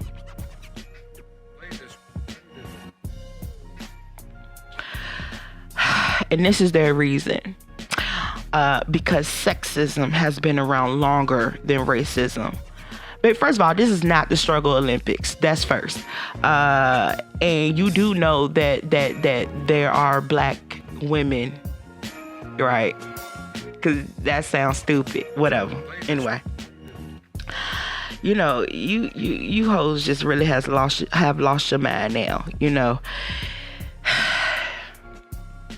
Before I say what I want to say, let me be dignified, and I'm gonna give you a Bell Hooks quote. I already quoted Bell Hooks. I love Bell Hooks, but I'm gonna do another Bell Hooks quote, honey. And here's the quote, okay? And maybe this help put some shit in perspective for you, because I don't have a nice way of saying it.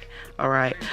But here's the quote. White women may be victimized by sexism, but racism enables them to act as exploiters and oppressors of black people. So try God, okay, Karens? Try God. All right, but not us.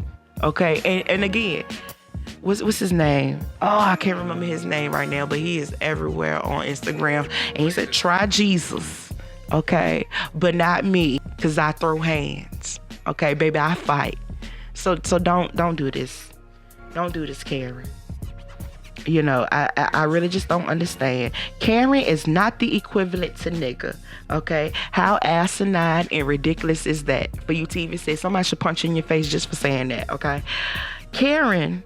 And the reason why I'm saying this, like, y'all really want to be oppressed so bad, okay? Karen was not the last thing you heard before black people ripped your child from your arms to be sold, okay? You weren't whipped until your flesh was ripped open and was called a Karen while you were being brutally whipped, okay? No one is hanging white women from trees, honey, and the last thing you were called was Karen before your neck snapped. That's not what is happening. That's not what has happened, okay? Kill that Karen was not the last thing you heard while a mob of black people were lynching you or your family, okay? Karen was not what you were called while the police blast you with high-pressure water hoses and sick dogs to attack you because you wanted to vote. Or sit wherever you want to in an establishment, or drink from a water fountain, or sit wherever you want to on a bus, you know, like, or marching for your civil rights. You ain't hear that.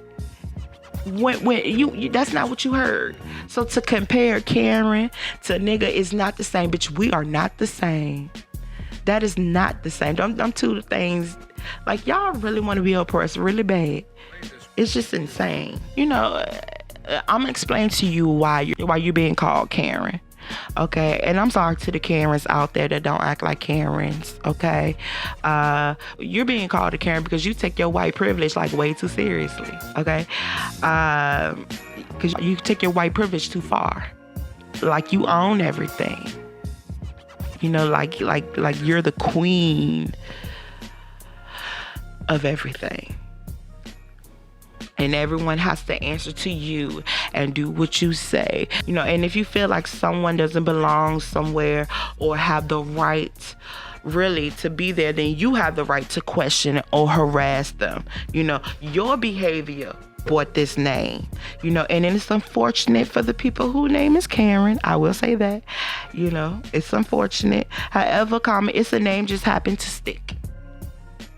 Okay, it is just a nickname. It is a name that just happened to stick. You know, the Karens represent white women, not women that happen to be white and our allies again, but it represents white women that are entitled and arrogant and self-righteous and racist, and xenophobic, who love to play victim and weaponize their tears when they feel their perceived power, has been threatened. That is a Karen.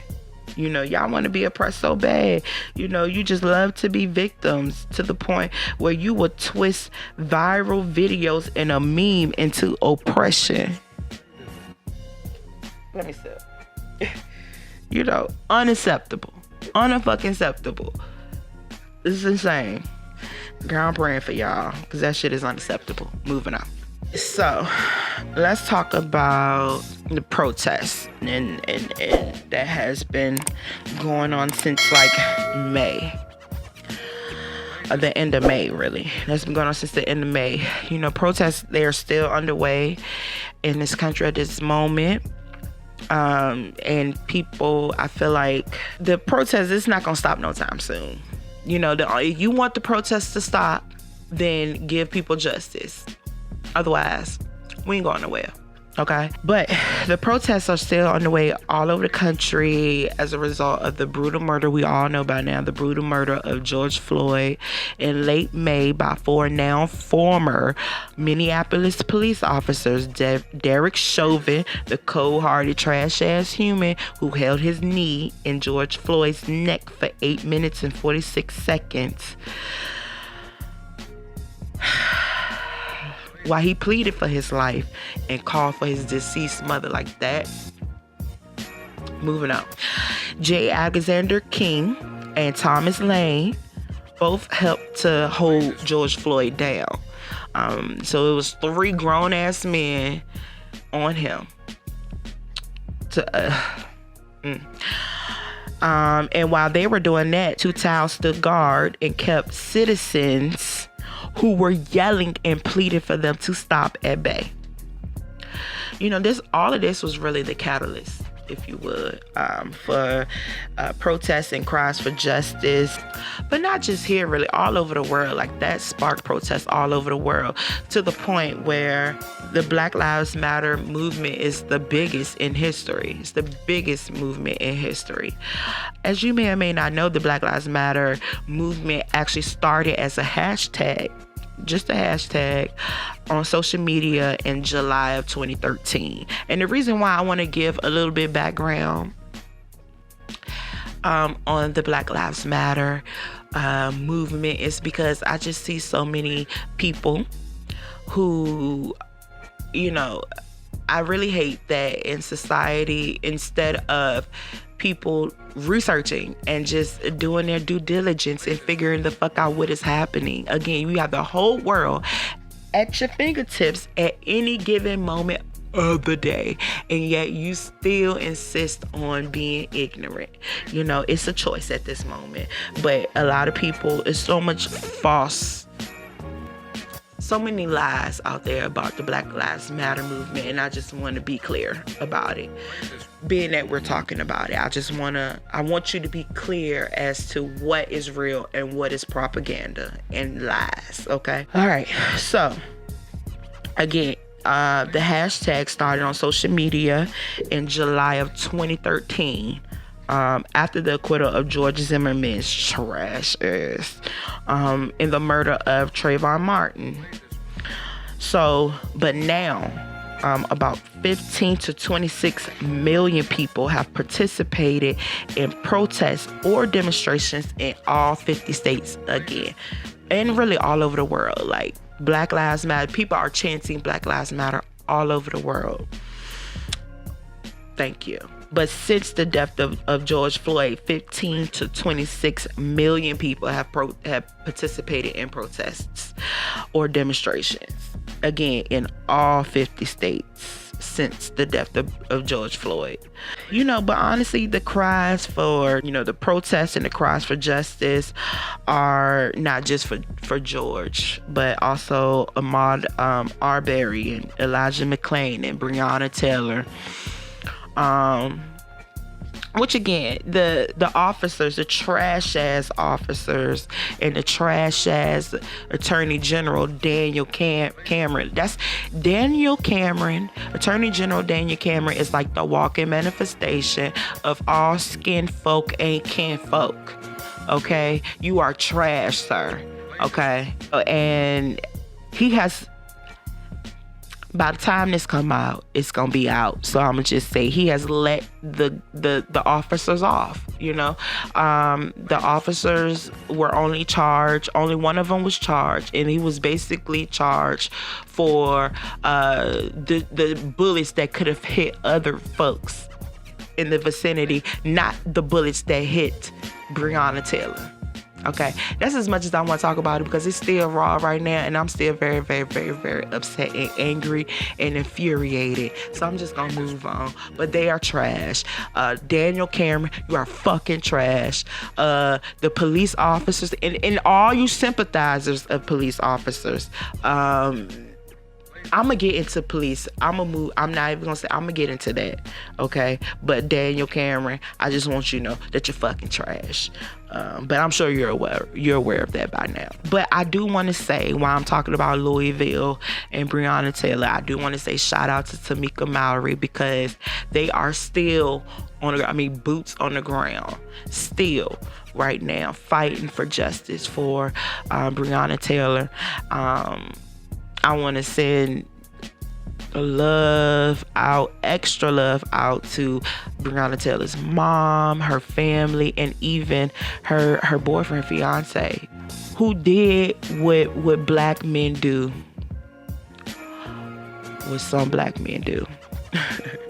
That's another conversation for another day. But black men protect black women, and that's you did nothing wrong. They came in your shit.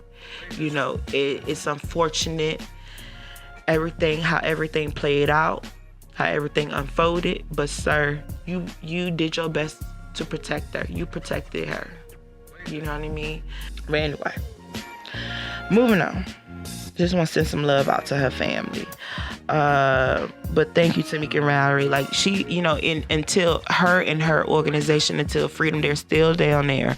They're passing out food. They're helping the community. They're not just protesting, but they're there for the community as well. Because the community is really hurting from all of this as well. And also shout out to O Magazine and Vanity Fair for putting Breonna Taylor on the cover, thus keeping her name and her story, her name, alive and keeping it out there. I feel like we need to continue to say their names, to say her name and so many other names, but it doesn't escape me that there are countless names that we don't know, and we send the love their way and to their family and to their families as well. All right, moving on. But let's be clear, Black lives matter. And that's on period. But that does not mean that only Black lives matter. Okay? That's not what we're saying.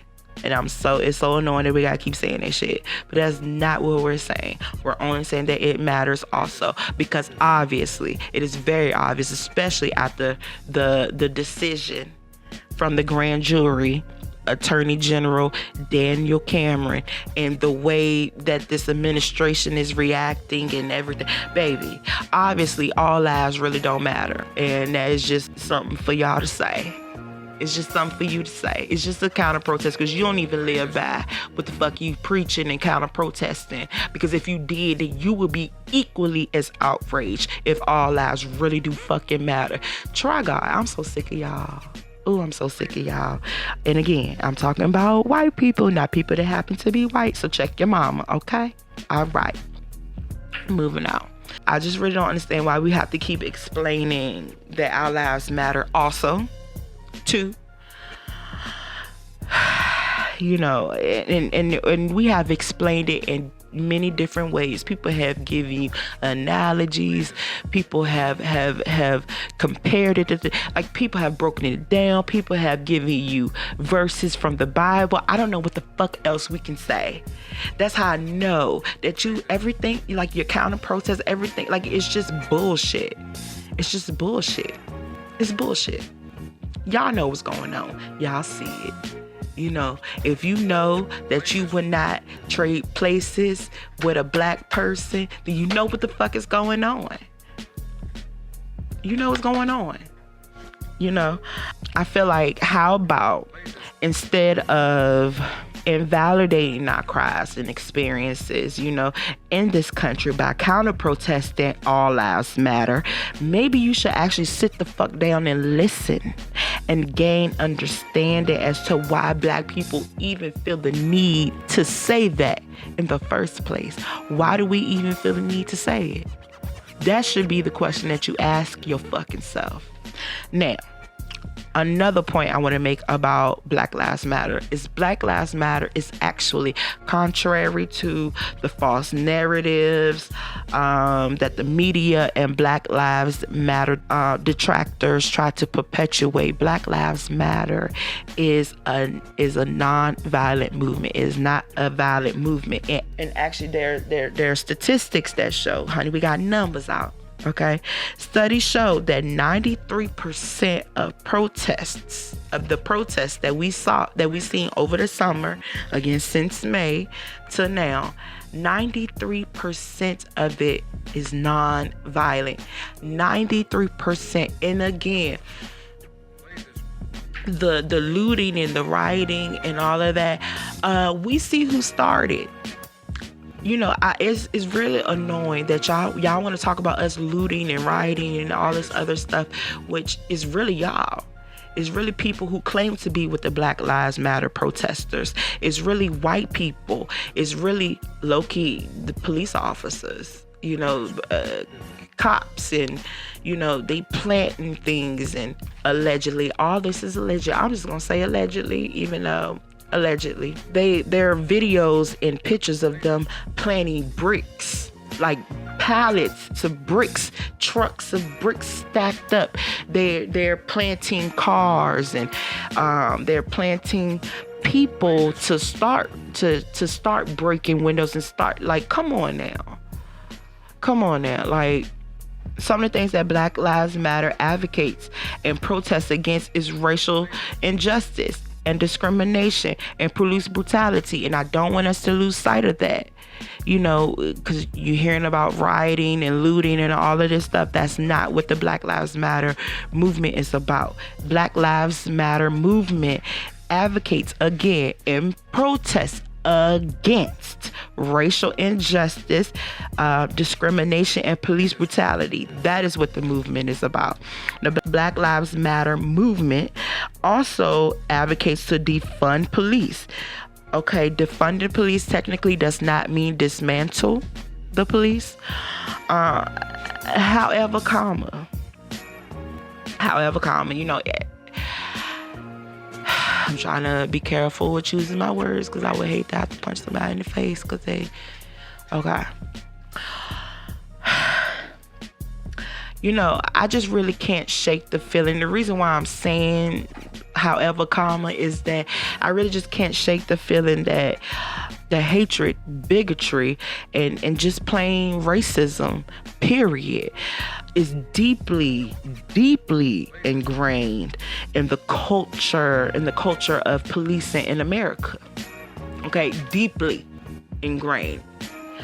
In every police department, really, in this country, every police department, I believe that the culture of racism, of hatred and bigotry is deeply ingrained in every police department in this country. You know, from sea to shining motherfucking sea. For real. And for real, it's way deeper than just a few bad apples. Okay, like, how long y'all gonna hold on to that narrative? How long you gonna stick to it?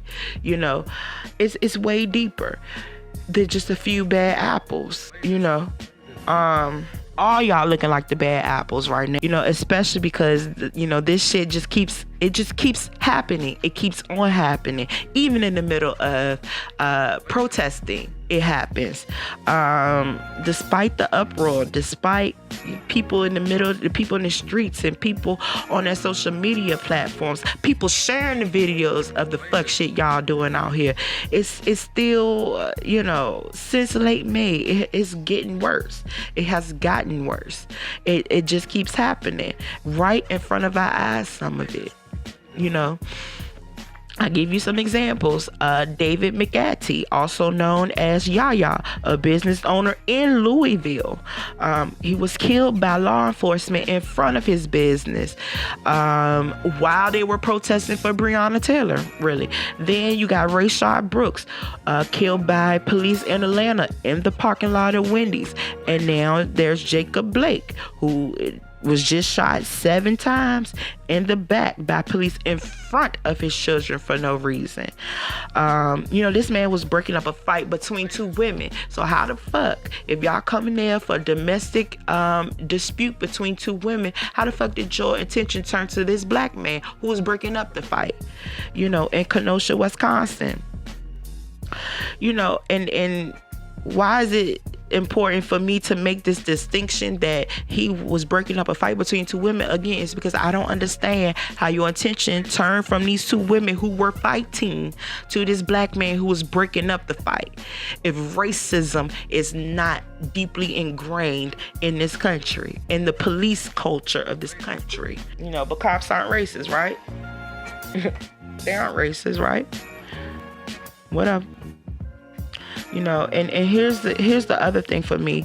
I really just don't give a fuck what a person has done or whether they have complied or not complied. That does not give you the right. That does not give you the right to take their life. Okay? White people punk the police all the time. There are countless videos online right now on YouTube of white people talking bad to the police, punking them, calling them names, telling them what they are and are not going to do. White people almost never fucking comply. There are countless examples of white people not complying, of white people punking the cops, of white people running, white people resisting arrest. But the same is the baby. Dylan Roof, he killed 9 parishioners that he was praying with, that he had just prayed with. He killed them and they took him to get a fucking burger. And this man breaking up a fight between 2 women. He's breaking up the fight and he gets shot 7 times in the back in front of his children. And police aren't racist? Girl. Yeah. Again, white people don't comply. Okay? And this don't happen to them. The same results don't happen to them. Okay? Remember, and then also that make me, speaking of complying, it makes me think of Philando Castile, who did comply. He did comply, and that officer still shot him in front of his girlfriend and her child. And he complied. So, see, complying while black will also get you killed. So what is the answer if it's not the cops? Girl, anyway, fuck out of here with that. Complying while black will still get you killed. Fuck out of here. Like, girl, it really is not the job of cops to play judge, jury, and executioner. That's not your job to play judge, jury, and executioner. There are way too many cops out there that lack the ability to do their jobs objectively. Okay, let that sink in. And then again, not only can they do their jobs objectively, but how many jobs out there do you know of where you can have 17, 34, 50 fucking write-ups? You can have umpteen write-ups, 50-11 write-ups, 50-11 citations of times where you were violent or whatever, but documented times where you were written up and you still have your job. I'll wait. Because as a server, ain't too many times I could bring somebody the wrong anything and still have my job. Ain't too many times that they're gonna count that as a mistake. So the fact that cops can kill people or beat people and still and have it documented and still keep their jobs, insane. It's obviously very, very personal. You know, you hate a group of people so much that you are willing to become a cold-blooded murderer in front of the entire world. A lot of times the shit is just, you know. The fucked up part about all of this is that they're protected by all manner of prosecutors. You know, they got, you know, attorney generals and district attorneys and judges, really, that let them off. You know, that they get away with. They all friends with. They let, you know, they're protected.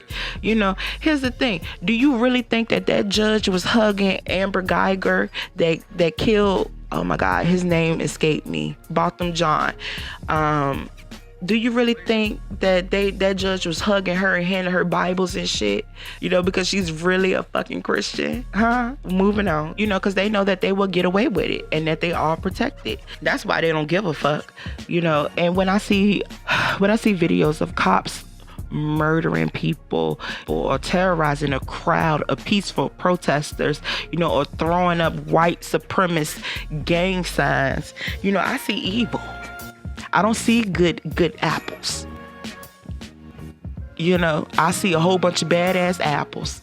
All y'all looking like bad apples right now. You know, and I have a question, like, what happened to all those officers that were kneeling and marching and dancing with protesters? You know, you don't see the cops doing that no more, because, you know, that was all fake. That's what they call Copaganda. You know, and yes, that is actually a thing. There are articles, there are blogs, there are studies. There's so many things about Copaganda. Look it up. It's an actual thing. But Copaganda actually is when news, media, film, TV shows, you know, and TV portrayals, among other things, like social media outlets, really like a heartfelt social media post made by police departments, or like I said, them kneeling or dancing with us, or, you know, these TV shows like Brooklyn Nine-Nine, like they're all Copaganda. They don't really, it kind of sways the sole intent really of these shows and posts and them kneeling and them dancing and all that stuff, like that is to the sole intent of all, like, it's so malice, it's so disgusting, but the sole intent, all that is really to sway public opinion and public perception for the benefit of law enforcement and police departments, so people can take up for them and say, "Oh, blue lives matter," as if blue life is an actual, that's a job. You know what I mean? Blue life, that is a job. That's not whatever. Y'all not even ready for those conversations. But anyway, it makes them infallible, really. It makes them infallible. Okay, moving on. You know, this shit is really traumatic for us to have to keep seeing our people being shot. You know, the sight of Jacob Blake being shot 7 times in front of his children. You know, wow, that's traumatizing for us. Like, I just can't, I keep thinking about his kids and how traumatizing and scary they had to be for them to see their father shot like that in front of them. That's something that would never leave them. You know, and I'm sure that fear of the police will never leave them, just like it never leaves a lot of us. Let's not forget the crucial, very crucial origin of policing in America. And that really is the slave patrols. I know a lot of people don't like to talk about it, but goddamn it, we're gonna talk about it because it's a very, very important.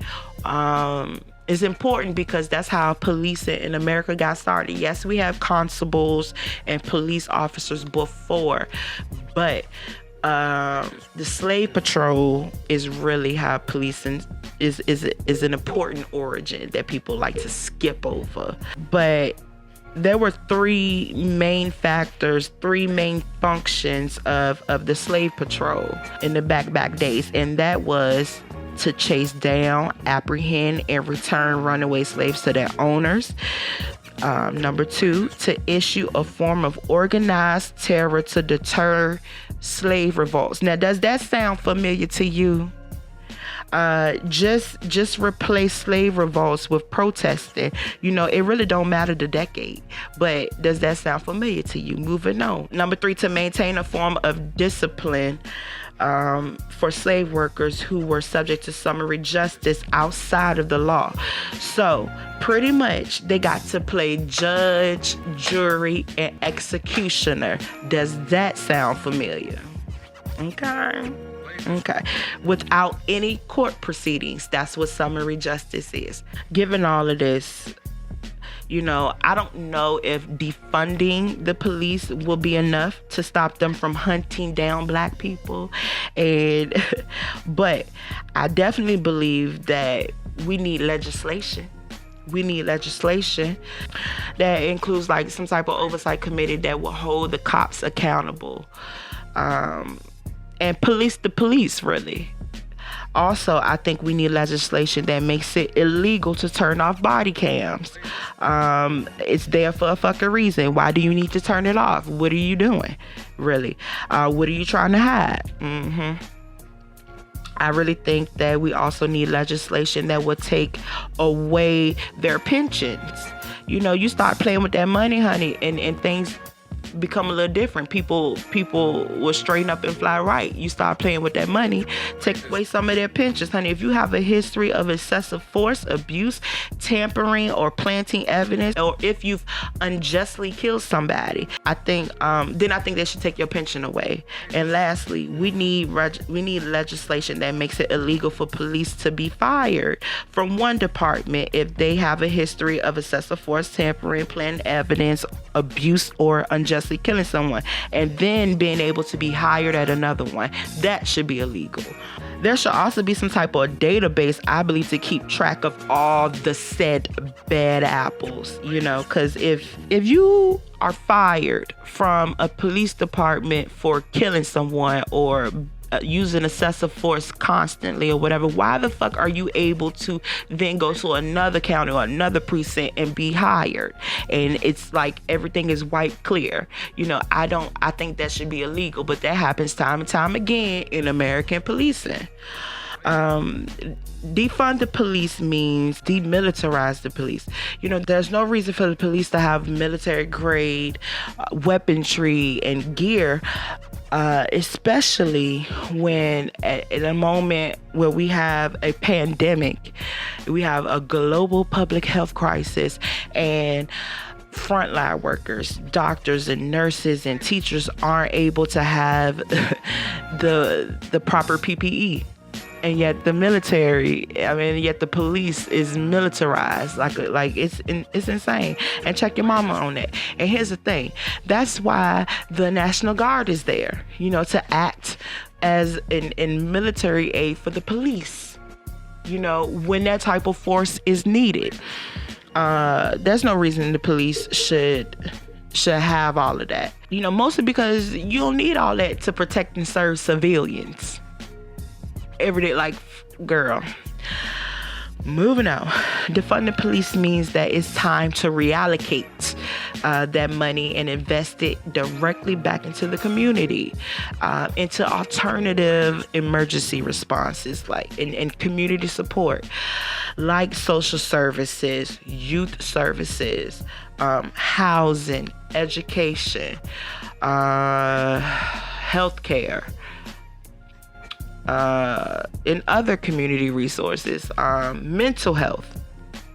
The cause to defund the police is nothing new, really, though. It's nothing new. W.E.B. Du Bois talked about this in his full-length study of Black Americans' role in the Reconstruction era of American history.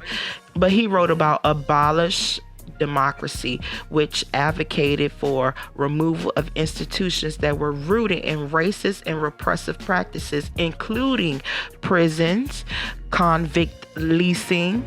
Have anybody seen 13th Amendment on Netflix? That's what that's about. And white police forces. Also, Angela Davis also advocated for defunding the police and abolishing police departments since the 1960s. This is nothing new. We got Reconstruction and the 60s. Like, those are two different eras. And now you got 2020 where it's coming up again. Okay? So it's nothing new, really. You know, we still calling for fair treatment and justice, all while being terrorized and traumatized in the process. You know, I really believe trauma, you know, this trauma transcends everything. Like, no Black American can escape it, because that's 3 different eras that I just made. Like, Reconstruction, the 60s, which we know civil rights, and now, really. But moving on. That trauma, the trauma that we all are facing, the trauma that's in our DNA, the trauma that we experience every day as Black Americans, it's why it's important to pay attention to your mental health. We're seeing these things over and over and over again in front of us. You know, again, I believe that is the difference. I don't believe racism ever went anywhere. I believe now it's just more in our face because it's being recorded. So it's everywhere, and now no one can deny it, really. But it's important for us as Black people to pay attention to our mental health during these times. It's so important that Michelle Obama, on her new podcast a while ago, she revealed that she had low-grade depression from all of this.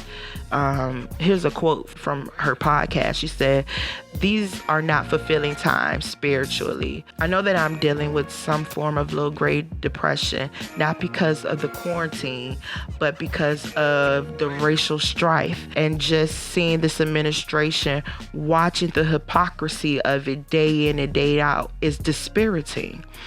You know, listen, I low-key feel like Michelle Obama revealing this is huge. It's huge for us. Revealing that she has low-grade depression is huge. It kind of, for me, in my mind, takes the stigma. It's the start, rather. It's the start of removing the stigma of depression, of anxiety, of mental health in the Black community. Because, you know, Black people don't like therapy. We don't talk about therapy, you know. I feel like it helps normalize the fact that mental health can happen to anyone at any time. Especially with everything that's going on. You know, I feel like Michelle Obama is saying, like, I too am affected by all that's happening. And, you know, this level of trauma does not escape me because I'm Michelle Obama. I'm a Black woman first. You know what I mean? I'm a Black person first, you know?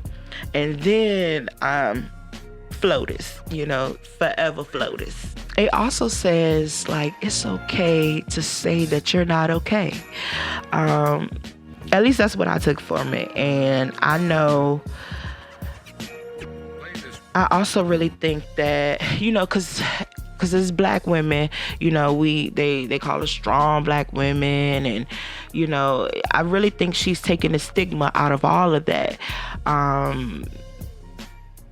I think that we use, speaking of strong Black, I really feel like we use strong Black woman too loosely, because I think it doesn't leave room for Black women to freely say that I'm not okay. Because we weren't able, our mothers, our grandmothers, you know, that it just wasn't time. It wasn't enough. Like, you had to survive. You had to feed your children. You had to work. It's just it was not time for there was not enough time for them to feel their own feelings. They got to feel everybody else's feelings. And I feel like here's Michelle Obama saying, nah, like, this trauma, I'm feeling it. And it's okay to say that out loud. because for so long, and even now, we had to be strong, or at least appear strong, even if you secretly cry yourself to sleep at night. I really just hope that this will inspire other Black women to, talk to someone, to get therapy, and to talk to someone outside of your pastor. Okay, and that's gonna punch some of y'all in the face too, and a lot of y'all ain't gonna like that too, but that's okay, because unless that's their area of expertise and they have a degree in psychology, or they're a licensed, counselor or whatever, then maybe you should see someone else as well. Not saying that they can't pray for you, not saying you can't have therapy and your pastor. I'm saying have them both. Don't just rely on your pastor, because a lot of times they aren't equipped to handle that. Honey, let's be real. They aren't even really equipped to handle the shit that go on in the church. Let's be real. I think you should go to a professional. I'm not saying again that they can't pray for you, but or over you. But when it comes to your mental health, I think you should seek professional help. Somebody who got a degree in it. Somebody that has studied it and know what the fuck they're talking about, okay? Somebody that's not going to just tell you to pray it away. Girl, I'm trying to tread lightly, because I'm not trying to get no text messages from nobody telling me that they ain't like nothing. Even though I don't care. So go on and save your words. Okay, moving on. But if you're struggling, really, whether it's because of everything that's going on with the racial injustice and civil unrest, seeing our people being brutalized and beat and murdered, or just things that's happening in your life in general, whether it's the pandemic, I just really believe that it is okay to say that you're struggling. It's okay. There's no shame in seeking professional help and talking to someone outside of your family, talking to someone who has no skin in the game, somebody who don't know you, who has no emotional ties to you. You know what I mean? Someone who can listen objectively. You know what I mean? It's no shame in that. Your mental health is your wealth. And I am not saying this because it's something trendy to say. I'm saying it because I am in therapy myself. I have a therapist. So I'm speaking from experience, not just because it's something cool or trendy to say, because I am also in therapy, and I'm telling you, it makes a difference. It really do. And it makes a difference. Because you realize there are things, it forces you to face yourself. It forces you to approach decision making differently. It forces you to approach relationships, whether it be, romantic or family or whatever. Honey, I'm still working on the romantic one, but that's But moving on, therapy is not a bad thing. So get you some therapy and figure out how to cope with life. Okay? All right, moving on. So now I want to talk about the last thing that's really bothering me that I have seen floating around, and that's and I've heard people say this time and time again, and that's Black on Black crime. Y'all protesting about the police while you on protest for Black on Black crime. All right, so here we go. This is an important conversation that we all need to have, not just Black people. Everybody needs to have, because everybody needs to understand this, okay? Because I heard Black people say it, I hear white people say it, I hear Asian people say it, I hear Latin folks say it, I hear everybody say it, okay? So let's talk about it. And that is, I'm gonna call it a myth. The Black on Black, I'm gonna just go on and break it down to you, honey. Black on Black crime rhetoric is a myth. It is a myth, okay? Again, every time, a police officer kills a Black person, and people start protesting, the first thing we hear are the rebuttals. The first thing we hear are the rebuttals. And what about black on black crime? Or why is no one marching for that? Or we killing each other? Or the majority of black people murdered or killed by other black people. And that is true. However, so is the fact that majority of white people are murdered by other white people. The sum of like 85%. Let's not forget that, but no one nowhere is out here screaming white on white crime. Okay. But the thing that gets me is that the only time y'all want to talk about black on black crime is when we're protesting police brutality, because it's a rebuttal. It's a counter protest.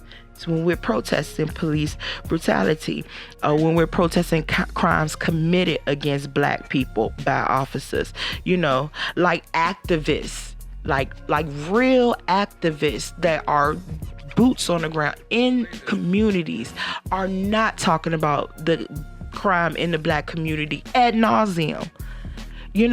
That's all activists talk about. Local activists, that's all they talk about.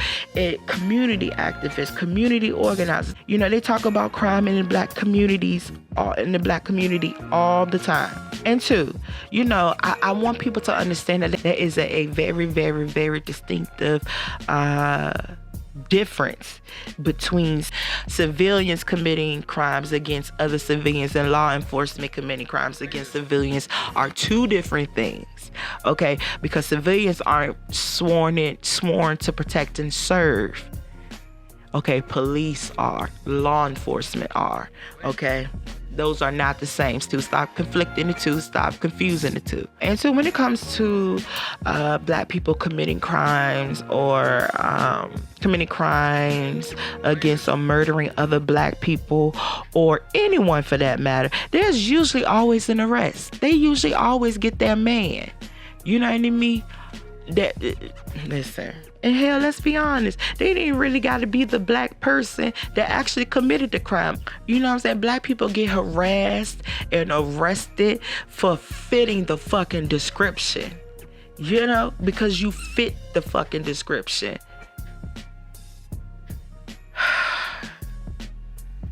Whatever the fuck that means. There are people that have lost so much time out of their life because they fit the description and was sent to jail for years of their life because they fit the description and they in jail for crimes that they did not commit because they were just in the wrong beat, because they were just black and in the wrong place at the wrong time. Girl, moving on. Okay, but crime period is about proximity. People commit crimes against the people that are closest to them, or know them. Black people aren't killing other black people because they're black, thus making black on black crime not a thing. It is the same as any crime any person commits. It's just crime. It's not black on black crime. It's just crime. Also, poverty and crime is directly linked. There's a direct link between poverty and crime. Oh, baby, you could look that up. Okay, it don't matter the community. It don't matter the country.